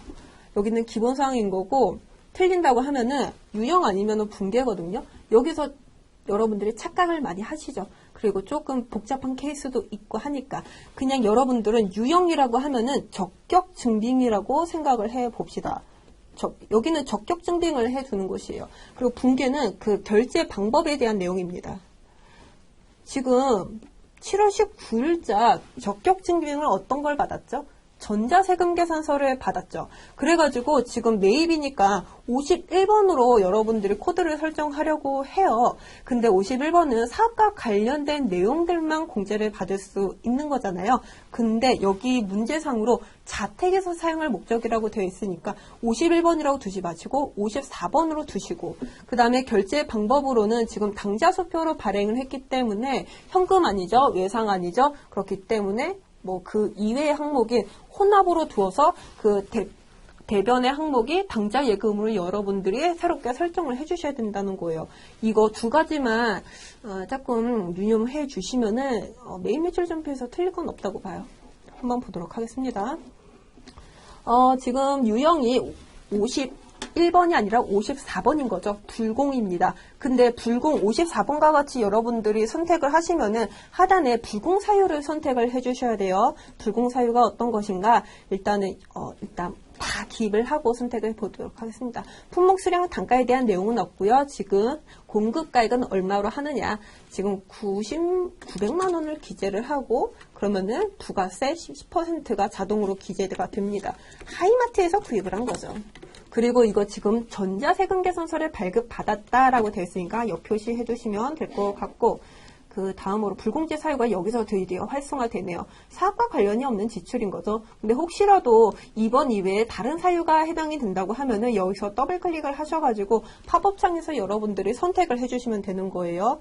그 다음에 분계는 어떻게 하는 거죠? 결제 방법이라고 말씀드렸죠. 그렇기 때문에 현금 혹은 외상이 아니고 그 이외의 당자수표 보통예금에 대한 지급이고 이는 혼합에 해당이 된다. 그러면은 하단에 대체전표에서 우리가 마저 기입을 해보도록 하겠습니다. 이거 차변에 원재료라고 153으로 되어 있는데 이는 여러분들이 이 프로그램상 환경 설정 자체가 매입에 무조건 원재료라고 뜨라고 설정을 해뒀기 때문에 원재료라고 뜨는 거예요. 근데 이 원재료는 아니죠. 실상은 어떤 거죠? 비품인 거죠. 비품. 근데 이거 나중에 가지급금이라고 해가지고 여기서 가지급금이라고 할 수는 있어요. 그리고 문제상으로도 그렇게 요구를 하고 있고요. 그렇기 때문에 비품이기보다는 가지급금으로 처리하는 게 좀 더 정확하고 올바른 표현인 것 같습니다. 그리고 불공이기 때문에 900만 원, 90만 원이 따로 설정되어 있는 게 아니라 990만 원을 모두 한 줄로 가지급금으로 처리를 한 거고 그러면은 대변 어떻게 우리가 기재를 대금 결제를 한 건지 대변에서 설정을 해주셔야 되는 건데 이거 당자수표로 한다고 되어 있죠. 당좌 예금. 그렇기 때문에 당좌 예금으로 여러분들이 코드를 검색하셔가지고 하시면 될 것 같고, 그 다음에 당좌 예금이면은 이게 어떤 은행에 대한 내용인지 기재가 되어야 하지만은 문제상이 없습니다. 따라서 여기에서 굳이 거래처 코드를 변경하실 필요는 없으시고 문제에 주어진 값만 여러분들이 충실히 표현을 해주시면 될 것 같아요. 그 다음에 문제 2번 보도록 하겠습니다. 일자는 7월 28일자네요. 보도록 할게요. 7월 28일자 주식회사 동붕으로부터 공급받았던 원재료 중 공급받았던 매입이라는 뜻인 거죠. 원재료 중 품질에 문제가 있어 일부를 반품하였다. 회계 처리는 외상매입금과 관련된 상계로 처리를 하며 분계 금액은 마이너스로 표시할 것이라고 되어 있는데, 지금 7월 28일자로 원재료 300만원, 그와 관련된 부가세 30만원을 이와 같이 마이너스 쳐가지고 일부 반품으로 수정 사유를 선택을 했네요. 여러분들 이것을 어떻게 매입 매출 전표에 반영을 하는가 한번 보도록 하겠습니다. 지금 전자세금 계산서라고 되어 있어요. 그 다음에 매입입니다. 그렇기 때문에 51번으로 설정을 해주시면 될 것 같고, 품목 수량 단가 같은 경우에는 계산서상에 되어 있는 원재료 수량 얼마죠? 수량 단가에 대한 내용은 없고 바로 공급가에 마이너스 300원 치도록 하겠습니다. 그리고 여기 거래처 코드가 동북인 거죠. 동북 기재해 주시고, 당연히 전자세금 계산서일 거예요. 그 다음에 이거 현금이 아니죠. 저는 혼합으로 두도록 하겠습니다. 외상매입금 계정과 처리? 그러면 저는 외상으로 할게요.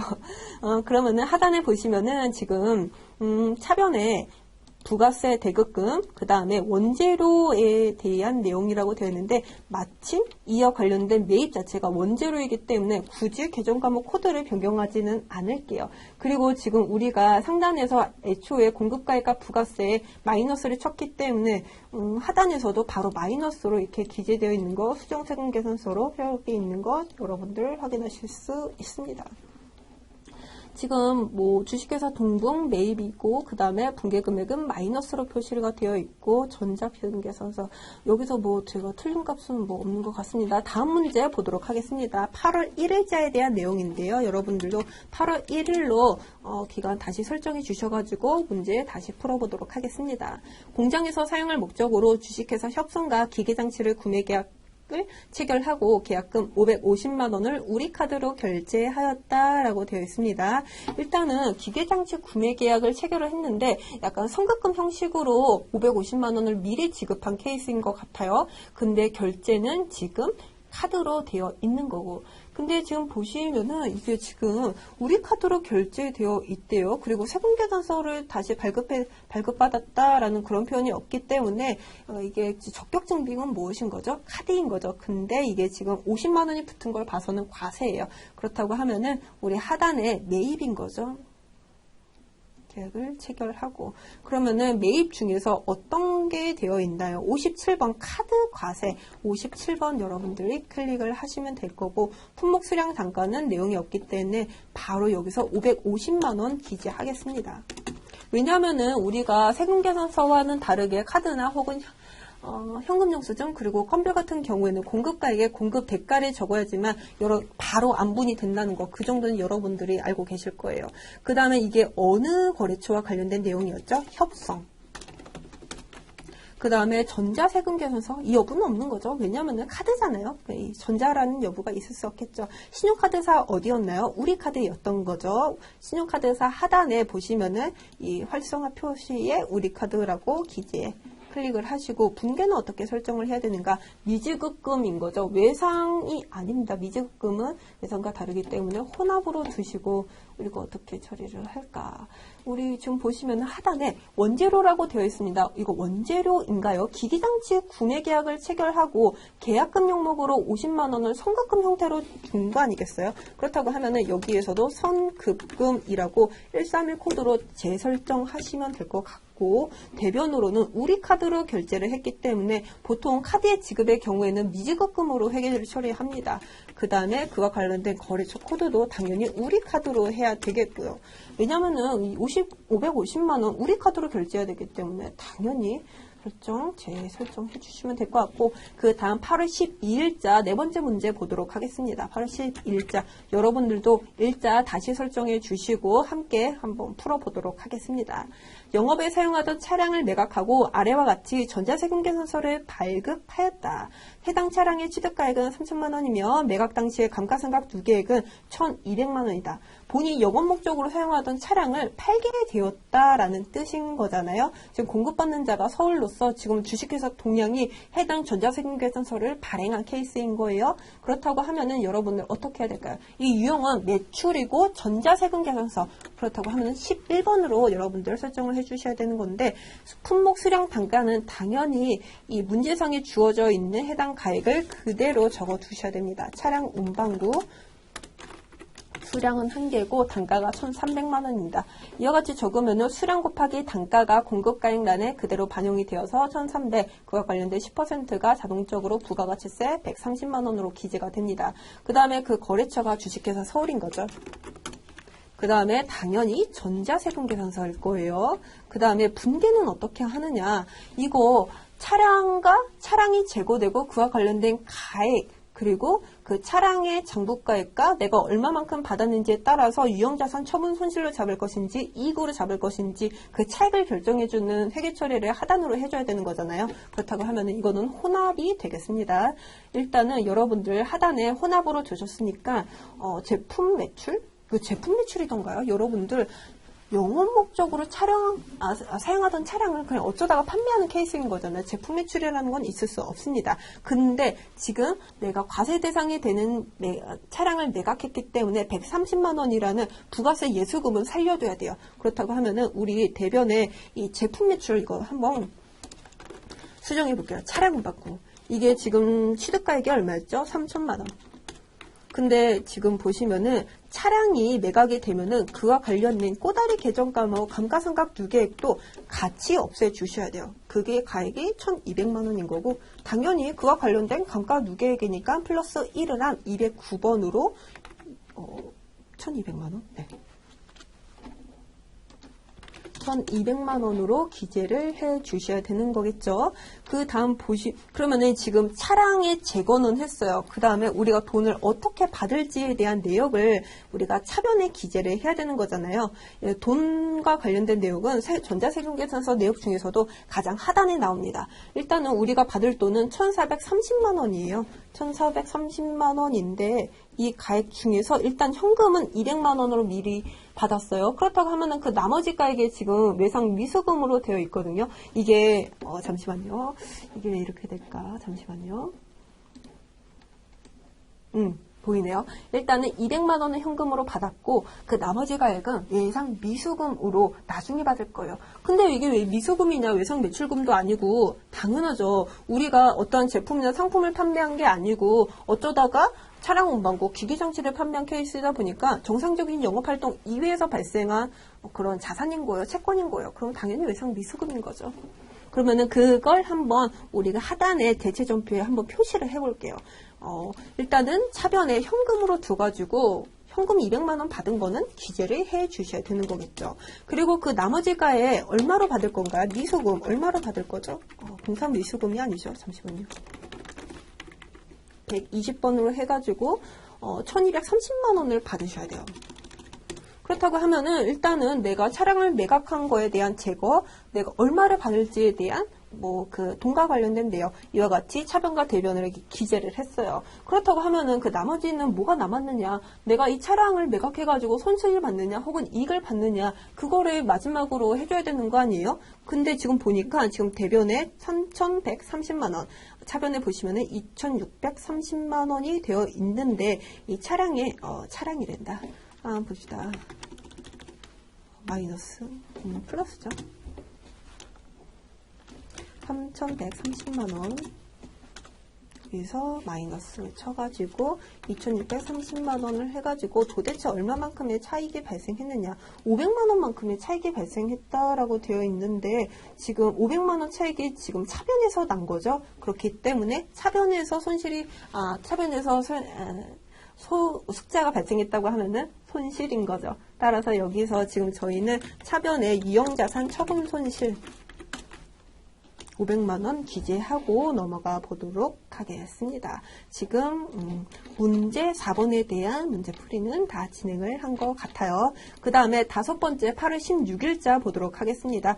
여러분들도 이 일자 8월 16일자로 다시 설정해 주신 다음에 같이 풀어보도록 하겠습니다. 최종 소비자인 개인 김전산 씨에게 세금 계산서나 현금 영수증을 발행하지 아니하고 제품을 판매했다라는 표현이죠. 대금 88만 원은 당일 보통예금 계좌로 입금이 되었다. 내가 어떠한 거래처에게 최종 소비자인 개인에게 물건을 판 케이스인 거네요. 근데 지금 보시면은 이것도 부가가치세 신고를 하려나 봐요. 납부를 하려나 봐요. 그렇다고 하면은 여기에서 내가 어떠한 적격 증빙을 받았느냐, 세금 계산서 발급을 했느냐, 세금계산서도 아니고 현금영수증도 아니래요. 보통예금 계좌로 입금을 받았대요. 그렇다고 하면은 이거 매출 중에서도 건별로 해주셔야 되는 거겠죠? 증빙이 없잖아요. 그 다음에 공급가액에 공급 대가 88만 원을 기재를 해야 되는 거겠죠. 그러면은 각각 나눠서 된 거고, 그 다음에 김전산 씨라는 거래처 코드가 입력되어 있는지 보니까 있네요.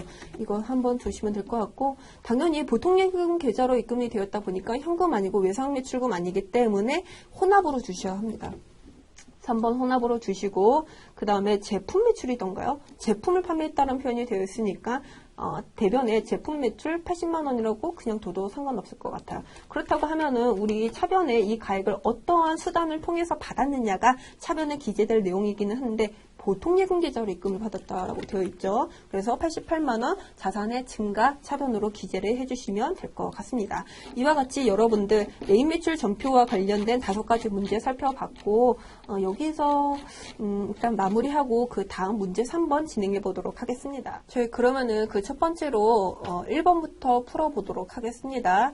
아래 자료를 이용하여 당사의 제2기 부가가치세 확정신고 기간 10월부터 12월까지의 수출 시장 명세서를 작성하시오라고 되어 있어요. 지금 문제 보시면은 미국과 독일과 관련된 내역으로 2가지가 되어 있는 거죠. 미국부터 한번 살펴보도록 하겠습니다. 미국 스탠포드사의 제품 2만 달러를 직수출하고 대금은 2022년 10월 5일 외화로 받은 즉시 원화로 환가하였다라고 되어 있네요. 근데 여러분들이 아셔야 되는 게 수출의 기본 그 공급 시기는 선적일입니다. 하지만 그 선적일 이전에 외화로 받고 원화까지 환가한 케이스라고 하면은 그 환가한 시기에 공급 환율을 적용하는 걸로 되어 있죠. 근데 이 미국이 바로 그 케이스인 것 같아요. 수출 신고일이 10월 12일, 선적일이 10월 14일자로 환가한 날이 5일이고 선적일이 14일입니다. 선적 이전에 환가가 이루어졌다는 거예요. 그렇다고 하면은 US 달러상의 10월 5일자에 119원을 원화로 설정을 해주셔야 된다는 거고, 그 두 번째 독일 한번 보도록 할게요. 독일 비머사에 5만 유로죠. 5만 유로의 원자재를 직수출하였다. 수출 신고일은 11월 5일, 통관일은 9일, 선적일은 11월 11일이다. 지금 선적일 이전에 환가했다는 내용이 없어요. 그렇다고 하면은 일반적인 선적일 일자의 환율을 적용해야 되는 거겠죠. 유로상의 11월 11일자의 환율은 1유로당 1,400원인 거고, 그렇다고 하면은 우리 문제는 충분히 파악을 했으니까 이 수출 시장 명세서에 바로 입력을 해보도록 하겠습니다. 여러분들 수출 시장 명세서가 어디에 있느냐? 일단은 프로그램상 보시면은 우리 부가가치세 신고와 관련된 내용을 이제부터 다뤄야 되기 때문에 그 회계관리 그 오른쪽에 있는 부가가치세 탭을 클릭을 하실 거예요. 그 다음에 수출시장 명세서는 부속명세서 로마자 1번에 가운데에 있습니다. 여러분들도 이 명세서 클릭을 하셔가지고 바로 같이 진행을 해보도록 하겠습니다. 근데 지금 2기 확정신고 기간이다 보니까 10월부터 12일까지 조회기간을 설정을 하고 하단에 그 수출신고 번호부터 차례대로 입력을 해보도록 할게요. 일단은 미국의 케이스 한번 보실 건데 그 세 번째 줄부터 이 기재가 되어 있죠. 111233444444. 네. 그 다음에 선적일 자체로는 2022년 10월 14일로 되어 있어요. 통화 코드는 어떤 거죠? 미국이다 보니까 US인 거죠. 그렇기 때문에 US로 하고, 그 다음에 환율은 어떤 환율을 적용을 시키는 거죠? 선적일 이전에 환가가 되었기 때문에 119원을 적어주죠. 1199원. 1190원을 적어주셔야 되는 거고, 외화 자체로는 지금 2만 달러를 수출했다고 되어 있죠. 그렇다고 하면은 1190원 곱하기 2만 달러를 한 2380만 원이 원화로 기재가 되는 거고, 거래처 코드는 스탠포드. 보드사로 여러분들이 거래처 코드 F2 누르셔서 검색한 후 클릭을 해주시면 될 것 같아요. 잠시만요. 이게 뭐죠?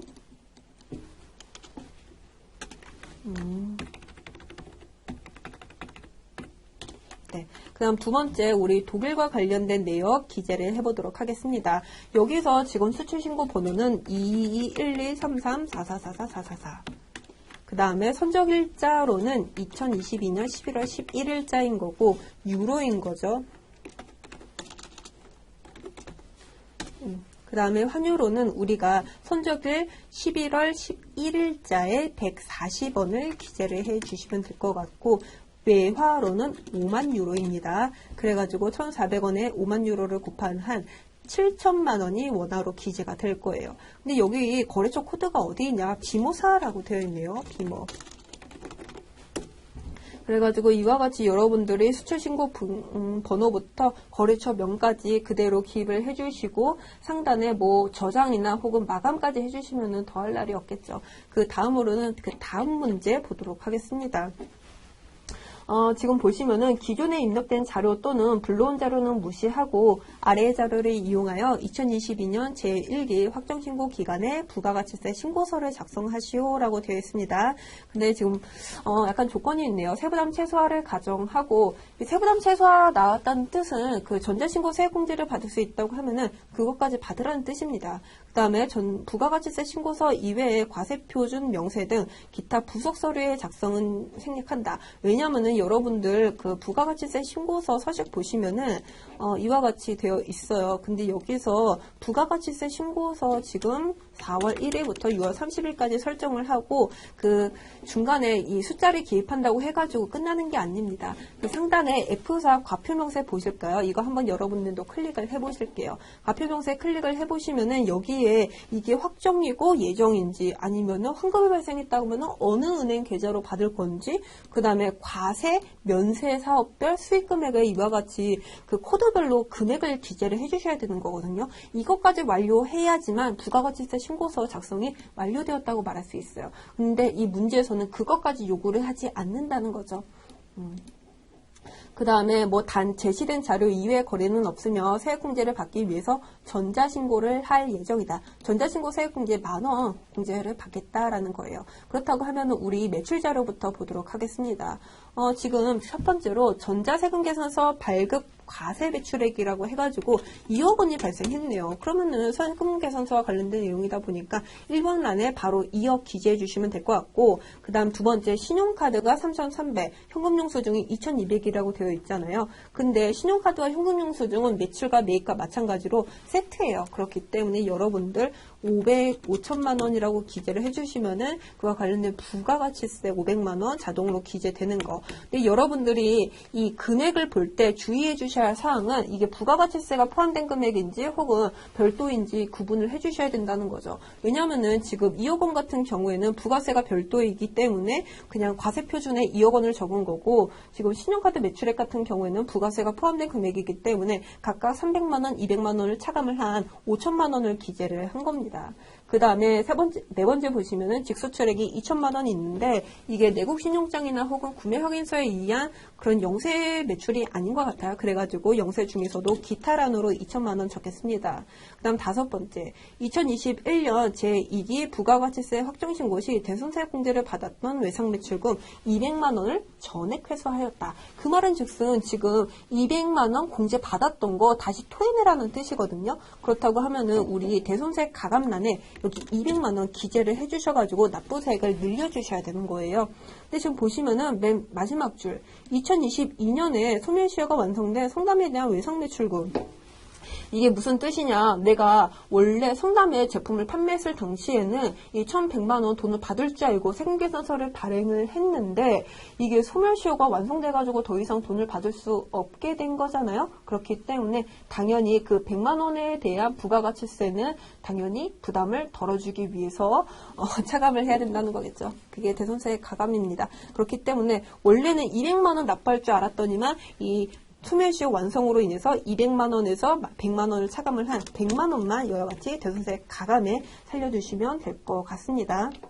그 다음 매입자료 보도록 할게요. 그 첫 번째로 세금계산서 수취분 매입액이라고 해가지고 1,200만 원이 있네요. 근데 매입은 중요한 게 여기서 주의하실 게 뭐냐면 하면은 일반적인 매입과 고정자산 매입과 관련된 내역을 구분을 해주셔야 된다는 거예요. 지금 부가가치세 신고서 보시면은 세금계산서 수취분 일반 매입과 고정자산 매입이 구분되어 있습니다. 이거는 세금계산서에서 반영되는 것뿐만 아니라 신용카드에서도 마찬가지예요. 한번 보실까요? 그 밖에 공제 매입세액 보시면은 이게 지금 매입세액이 뭐 일반 매입과 고정자산 매입으로 이와 같이 구분되어 있는 거 확인하실 수 있습니다.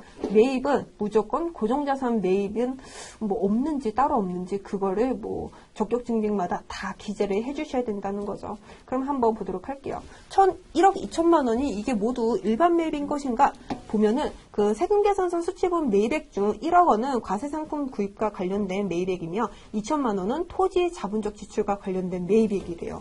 근데 이 고정자산도 다 같은 고정자산은 아니라는 거죠. 토지 어떤 거죠? 면세입니다. 면세 제품이에요. 좋아요. 그러다 보니까 이게 토지 뭐 고정자산이기는 하지만은 이게 불공사유에 해당하는 사유 중 하나잖아요. 따라서 고정자산 매입으로 이게 구분을 하는 것이 아니라 일단은 일반 매입에 1억 2천을 모두 기재를 해요. 잠시만요. 그 다음에 고정자산 매입이 아니라 바로 이 공제받지 못할 매입세액란으로 여기 2천만 원을 기재를 해주셔야 된다는 거죠. 그리고 세액 200만 원 넣어주시고 그 다음에 어떤 거냐 두 번째 보시면은 2022년 제1개 예정신고 시 누락된 세금계산서 수취분 매입액이 지금 1,000만 원이나 있다고 되어 있네요. 예정신고 시 공제 못 받았다고 하면은 확정신고 시 공제된 거 뭐 당연합니다. 이거를 매입세액 중에서도 예정신고 누락분으로 1,000만 원을 기재를 해주시면은 여기에서 지금 바로 반영이 될 거예요. 그 다음에 하단 보시면은 예정신고 시 미환급된 세액이라고 해가지고 100만 원이 있네요. 그렇다고 하면은 하단에 예정신고 미환급 세액이라고 해가지고 여기에 여러분들이 임의로 100만 원을 기재해 주시고 전자신고 세액공제란은 어디에 두는 거였죠, 여러분들?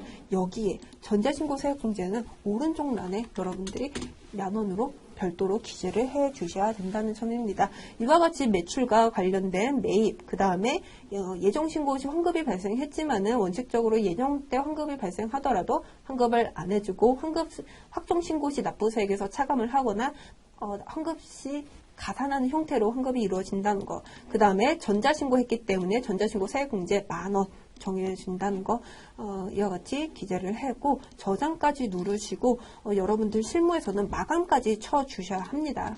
그리고 지금 문제 2번에 대한 풀이를 다 진행을 한 것 같고 문제 3번 진행해 보도록 할게요. 문제 3번이 여러분들 기존과는 다르게 새로 접목된 유형 중 하나인 거죠. 유형인 거죠. 지금 보시면은 다음의 자료를 이용하여 제 1기 부가가치세 예정신고 기간 1월부터 3월까지의 부가가치세 신고서와 관련 부속서류를 전자신고 하시오라고 되어 있습니다. 여기서 여러분들이 주의해 줘야 할 사항은 비밀번호를 1234로 체크하는 거예요. 이거 여러분들이 임의로 그냥 일정 숫자를 기입을 해주시면 안 되는 거고 문제에서 주어진 값을 그대로 기입을 해주셔야 합니다. 그러면 한번 어떻게 프로그램에 적용을 시키는 건지 보도록 할게요. 그러면은 일단은 이 부가가치세 예정신고서가 뭐 정상적으로 기재가 되어 있기는 한 건지 봐야 되는 거잖아요. 보도록 할게요. 지금 보니까 이 예정신고 기간 때 마감까지 되어 있어요. 그러면은 전자신고 가능하다는 뜻이거든요. 그렇다고 하면은 어떻게 진행을 하는가 보도록 할게요. 지금 우리가 원래대로라고 하면은 부가가치세와 관련된 내용은 이 상단에서 끝났거든요. 그런데 우리 문제가 전자신고와 관련된 내용이 포함이 되다 보니까 하단에 전자신고 내역이 약간은 추가가 되었습니다.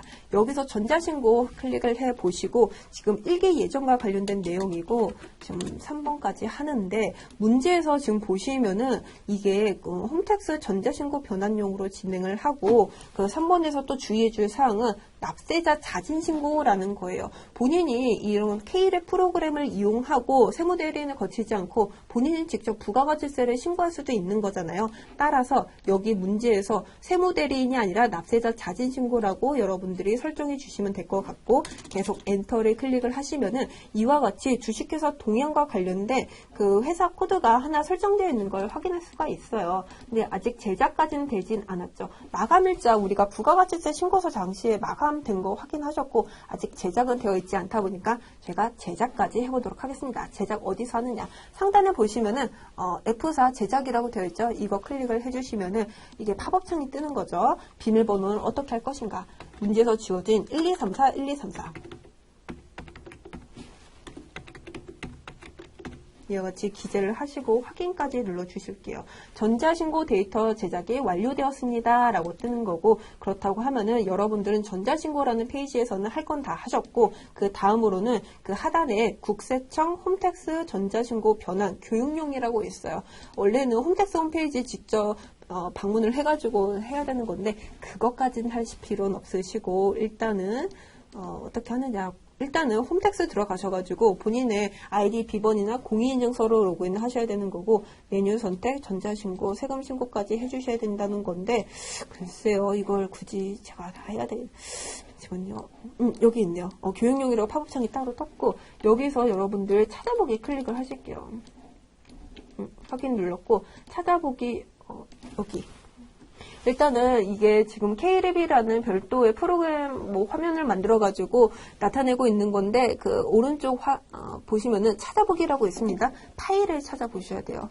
클릭을 하셔가지고 여러분들이 아까 어디서 문서를 만들었는지 파일을 만들었는지 확인하셔야 되거든요.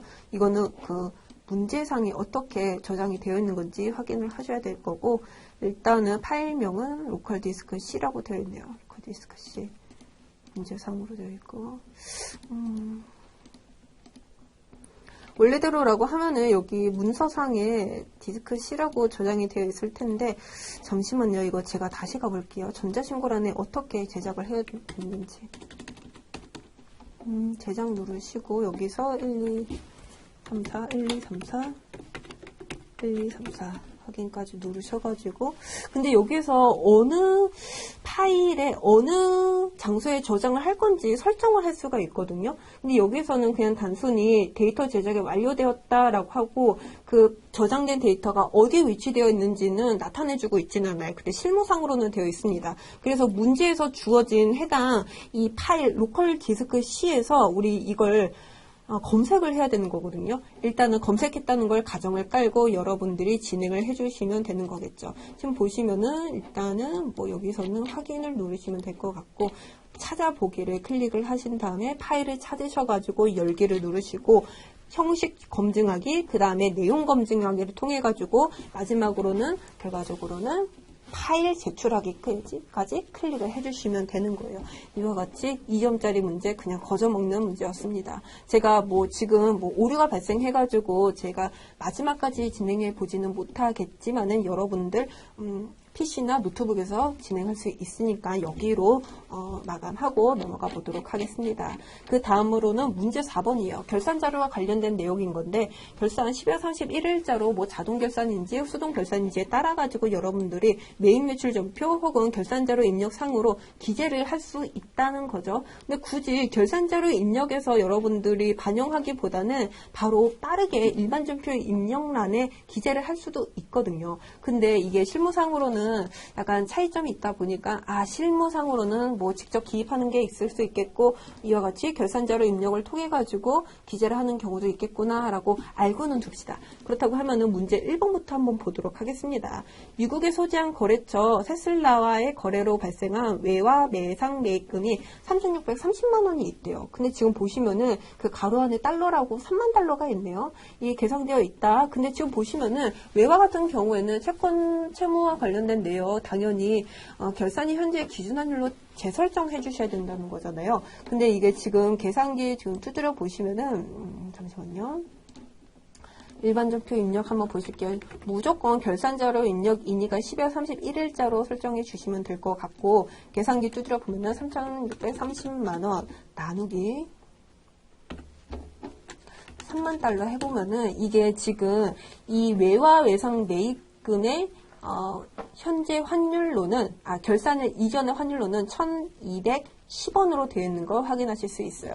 근데 결산일 기준의 기준환율이 1150원이다 보니까 줄어든 케이스인 거죠. 지금 환율이 줄어들었으니까 우리가 갚아야 할 돈이 줄어든 거 아니겠습니까? 그렇다고 하면은 이에 대한 회계 처리 12월 31일자로 일반 전표 입력에 기재를 해볼게요. 일단은 외화 외상 매입금이 없어진 거죠. 줄어든 겁니다. 그렇다고 하면은 어떻게 기재를 할 것인가? 외화 매입금의 경우에도 뭐 부채기는 하니까 이게 없어졌다고 하면은 차변에 기재를 해야 되는 거겠죠. 차변에 기재를 하시는 거고, 외화 외상 매입금.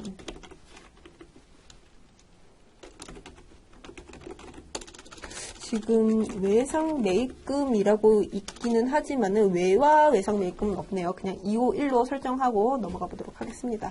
테슬라가 있는지 한번 볼게요. 네, 있네요. 그 다음에 저거라는 뭐 굳이 적어둘 필요는 없으시고, 일단은 장부상에 기재되어 있는 값은 3,630만 원이고, 이를 어떻게 할 것인가? 이게 아니고 이걸 없애준다는 게 아니고 환율을 우리가 변동시켜야 줘야 된다는 것이겠죠. 그렇다고 하면은 이거 어떻게 될 것인가? 지금 줄어들어간 거죠. 1120원 빼기 1150원은 얼마인 거죠? 딱 봤을 때 60원 차이 나는 거 아니겠어요? 그렇다고 하면은 여기에 일단은 3만 달러 곱하기 60원 하면은 1,800만 원만큼 저희가 이익을 본 케이스인 거예요. 그렇기 때문에 테슬라 관련된 외상 매입금이 1,800만 원 없어지는 거겠죠. 그리고 이와 관련된 차이, 외화 차이.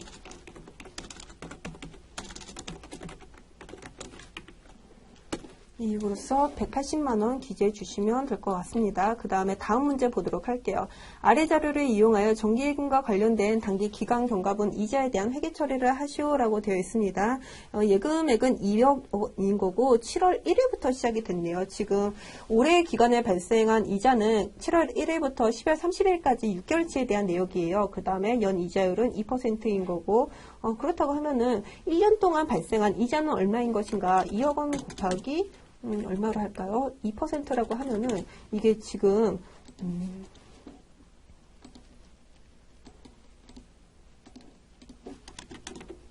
라고 하면은 지금 400만 원이거든요. 1년간 400만 원의 이자 수익을 얻을 수 있습니다. 근데 지금 6개월치밖에 지나지 않기 때문에 이 절반에 대한 이자 수익만 여러분들이 인식을 할 수 있는 거죠. 그렇다고 하면은 대변의 이자 수익이라는 수익을 한번 인식을 해보도록 할게요.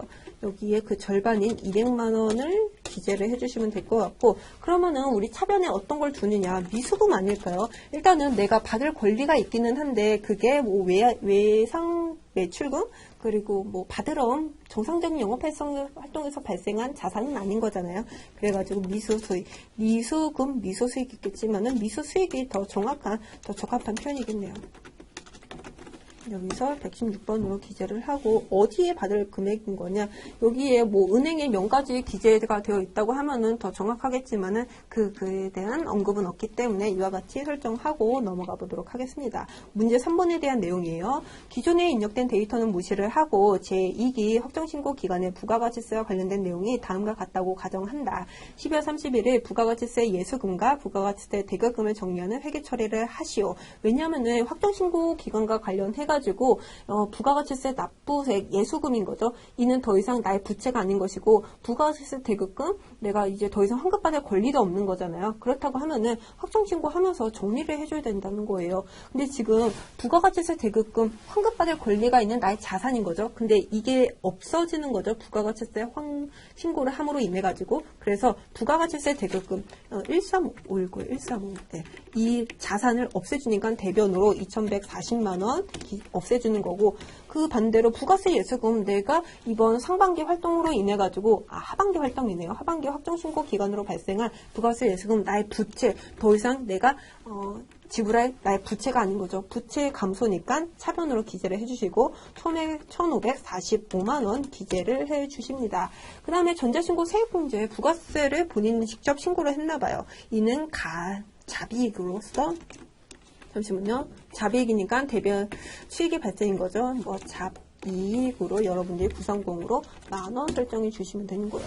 이게 발생하니까 당연히 우리가 최종적으로 뭐 납부할 세액은 감소하는 거죠. 그러니까 이익인 거고, 그리고 그 다음 가산세. 가산세는 통상적으로 세금과 공과라는 계정 과목을 사용을 합니다. 세금과 공과 비용의 발생인 거죠. 그렇기 때문에 4만 원 차변으로 적어 주시고, 그렇다고 하면은 최종적으로 우리가 뭐 부가가치세, 이 예수금 대급금과 관련된 내용 다 적기는 했지만은 이게 차익이 발생할 거라는 거죠. 어디서 발생하죠?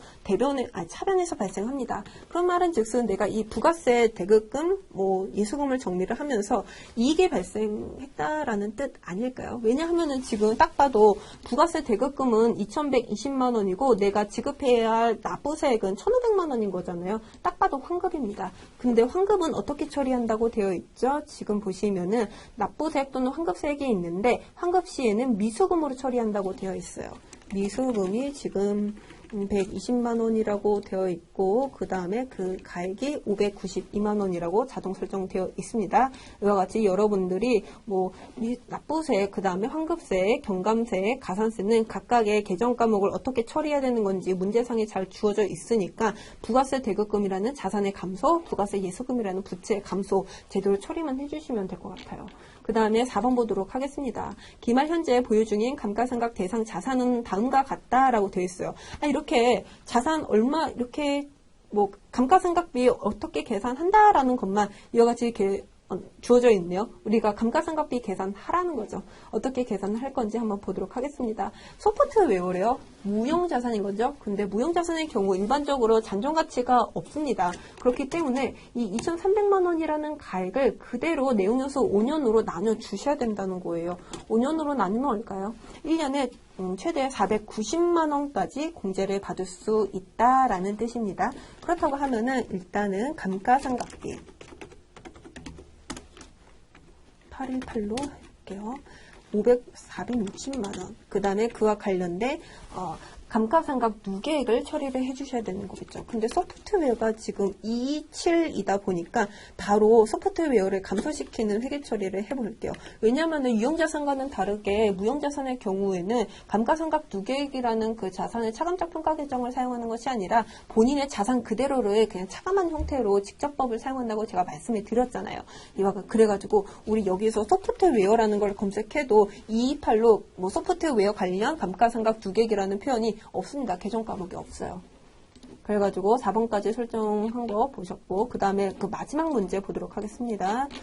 지금 보시면은 2023년 2월 15일에 열린 주주총회에서 미처분 이익 잉여금으로 현금 배당 지금 1억 원 했네요. 그 다음에 주식 배당은 1,000만 원을 지급하기로 결의를 하였다. 처분 예정된 배당 내역과 이익 준비금을 고려하여 단기 이익잉여금 처분계산서를 작성하고 회계 처리를 하시오라고 되어 있어요. 지금 여기서 아예 명시되어 있네요. 이익잉여금 처분계산서에서 작성하라고.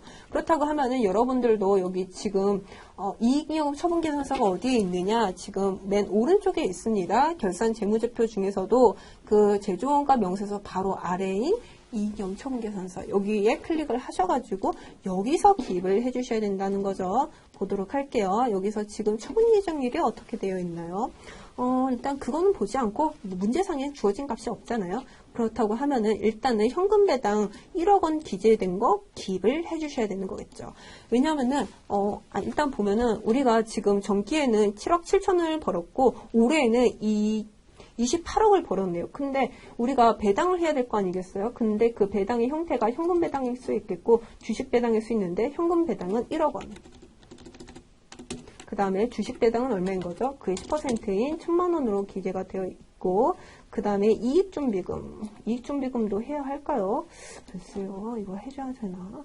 일단 이익준비금의 경우에는 현금 배당의 10% 일반적으로 하라고 되어 있잖아요. 그래서 저도 뭐 예시로 남아있게 10% 하기는 했는데 굳이 하지는 않을 것 같아요. 제 생각으로는.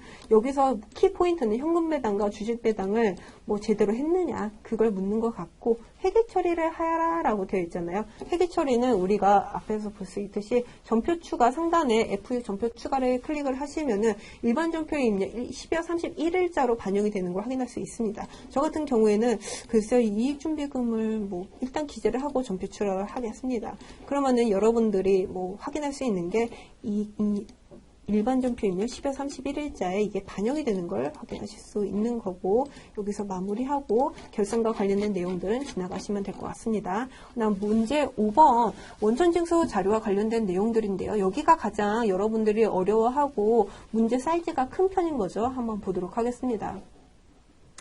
다음은 영업부 소속인 김정산 사원의 급여 관련 자료이다. 이를 참조하여 아래 내용대로 수당리에 공제항목 추가 등록을 하고 2022년 5월분 급여 자료를 입력하시오라고 되어 있어요. 근데 이걸 굳이 제가 다 하지는 않을게요. 그냥 입력만 하면 되는 거니까. 근데 여기서 공제될 수 있고 뭐 불공제되는 사유인지는 그걸 구분하면서 진행해 보도록 해요. 일단은 영업부 소속의 김정산 씨라고 되어 있는데 여기서 요구하는 거는 수당 공제 항목을 등록을 하래요. 그 다음에 5월분 급여 자료를 입력하라라고 되어 있습니다. 수당 공제 항목은 어디서 진행을 하는 거죠? 여러분들 일단은 원천징수라는 그 세 번째 탭에 클릭을 하시고 급여 자료 입력에서 여러분들이 수당 공제 항목을 기입을 해주셔야 된다는 거죠. 어디서 하나요? 상단에 F4 수당 공제 나오실 거예요. 여기 클릭을 하신 다음에 여기서 그냥 바로 이게 지금 일단은 문제상에 주어진 기본금, 식대, 자가운전 보조금, 야간, 육아, 체력 단련 수당, 출근 수당만 기재를 해야 되기 때문에 혹시라도 사용하지 않는 항목이라고 하면은 여기 그 팝업창에서 부로 다 표시를 하면 될 것 같고 한번 보도록 할게요. 기본급 280, 식대가 지금 10만 원인데 중식으로 별도의 현물 식사를 제공하지 않다라고 되어 있으니까 비과세인 거죠. 근데 상여는 없으니까 부로 표시하시면 될 것 같고 직책 수당도 없으니까 부로 표시하시고 월차 수당도 없습니다. 식대는 역 표시하시고 그다음 자가운전 보조금 20만 원인데 본인 명의의 차량을 업무용으로 사용한다고 되어 있기 때문에 20만 원 한도로 비과세를 받을 수 있습니다. 그다음에 야간 근로 수당이라고 되어 있는데 이분이 생산직 근로자가 아니라 영업부 소속의 그 판매와 관련된 직원인 거예요. 그렇기 때문에 자가운전 보조금란에 비과세는 표시하지 마시고 과세 항목으로서 여기에 따로 야간 근로 수당이라고 해가지고 사용 여부 역표시 해가지고 과세될 수 있게끔 처리를 해주셔야 된다는 거죠. 그 다음에 육아수당 보시면은 이거 지금 제가 이걸 부를 표시했네요. 이거 표시하시고 그 다음에 육아수당이라고 잠시만요. 육아수당이라고 본인이 직접 비과세 항목으로서 육아수당이라고 해가지고 기입을 해 주셔야 합니다.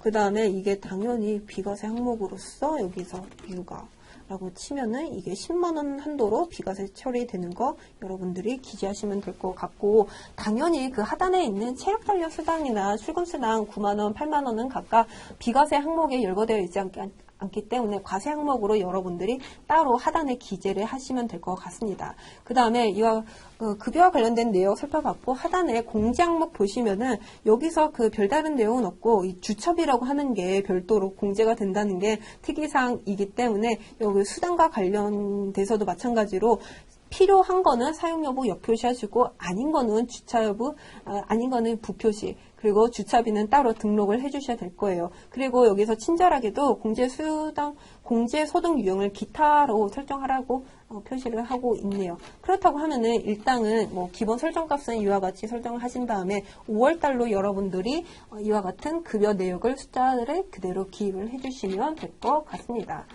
문제 1번은 제가 굳이 기입을 하지는 않을게요. 문제 2번 보도록 하겠습니다. 영업부 소속 사원의 유지호 씨라고 지금 사원코드가 103번으로 되어 있어요. 그 다음에 총 금액은 5,300만원 세대주에 연말정산 관련 자료는 다음과 같다. 세부담이 최소화되도록 연말정산 추가 자료 입력 메뉴에 부양가족 연말정산 입력 탭을 작성하시오. 단 모든 자료는 국세청 연말정산 간서 서비스를 통해 조회된 자료이다 라고 되어 있습니다. 일단은 여러분들 그 부양가족 그 명세부터 한번 보도록 하겠습니다. 추가 자료. 지금 보시면은 어머니 김순자 씨가 있고 지금 부동산 임대 소득이 1,200만 원이 있다고 하네요. 만으로 65세.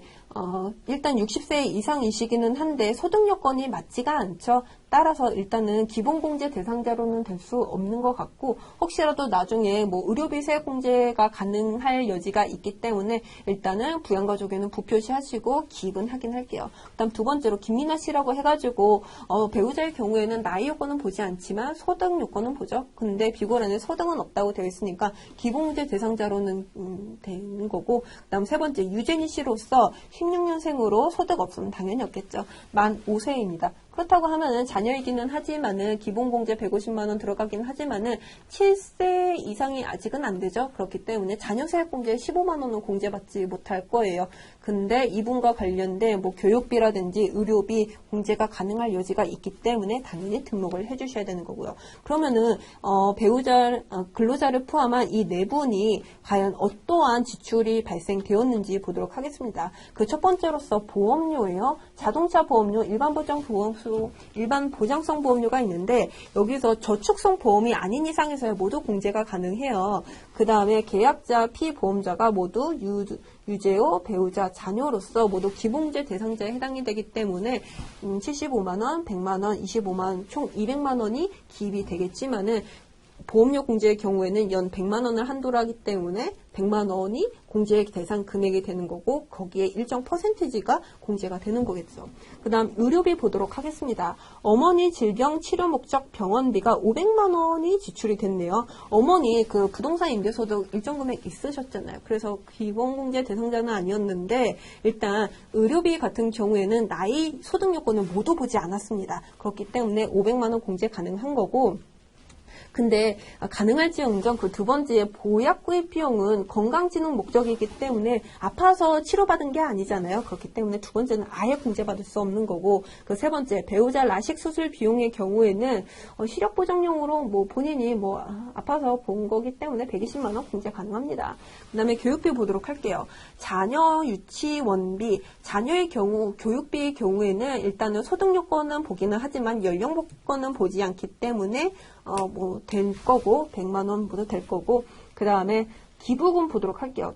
본인의 종교단체 기부금의 경우 120만 원 당연히 되는 거죠. 신용카드 사용액 보도록 하겠습니다. 본인의 신용카드 사용액이 1200만 원이래요. 근데 그 가로 안에 보시면은 유재호 본인의 신용카드 사용액에는 의료비 지출액 중 신용카드로 결제한 어머니 병원비 우리 의료비 여기서 봤었잖아요. 500만 원. 이게 지금 포함되어 있는 거고 지금 대중교통 이용분이 100만 원이 포함되어 있다. 근데 여기서 500만 원 제외시켜야 될까요? 아니죠. 이게 신용카드 사용액 그 다음에 의료비 세액 공제는 중복으로 공제가 가능해요. 하지만 대중교통 이용분은 우리가 공제율이 더 크기 때문에 이게 신용카드에서 차감을 해가지고 대중교통 이용분으로 따로 기입을 해줘야 된다는 거죠. 그 하단에 배우자 신용카드 경우도 마찬가지입니다. 이 신용카드 공제하고 대중교통, 전통시장 공제율이 달라요. 그렇기 때문에 당연히 이 두 가지를 분리해서 설정해 주시면 될 것 같다라고 하는 거 말씀드립니다. 그렇기 때문에 여러분들이 일단은 부양가족에서 이 사람이 기본공제 대상자 부인지 여인지 설정해 주시는 거 잊지 마시고 그 다음에 각각의 그 항목별로 이게 소득이나 연령 요건을 어떻게 충족시켜야 되는 건지 여러분들 이론 시간에 제대로 배우셨다고 하면은 무리 없이 문제 풀이가 가능할 거라고 생각을 합니다.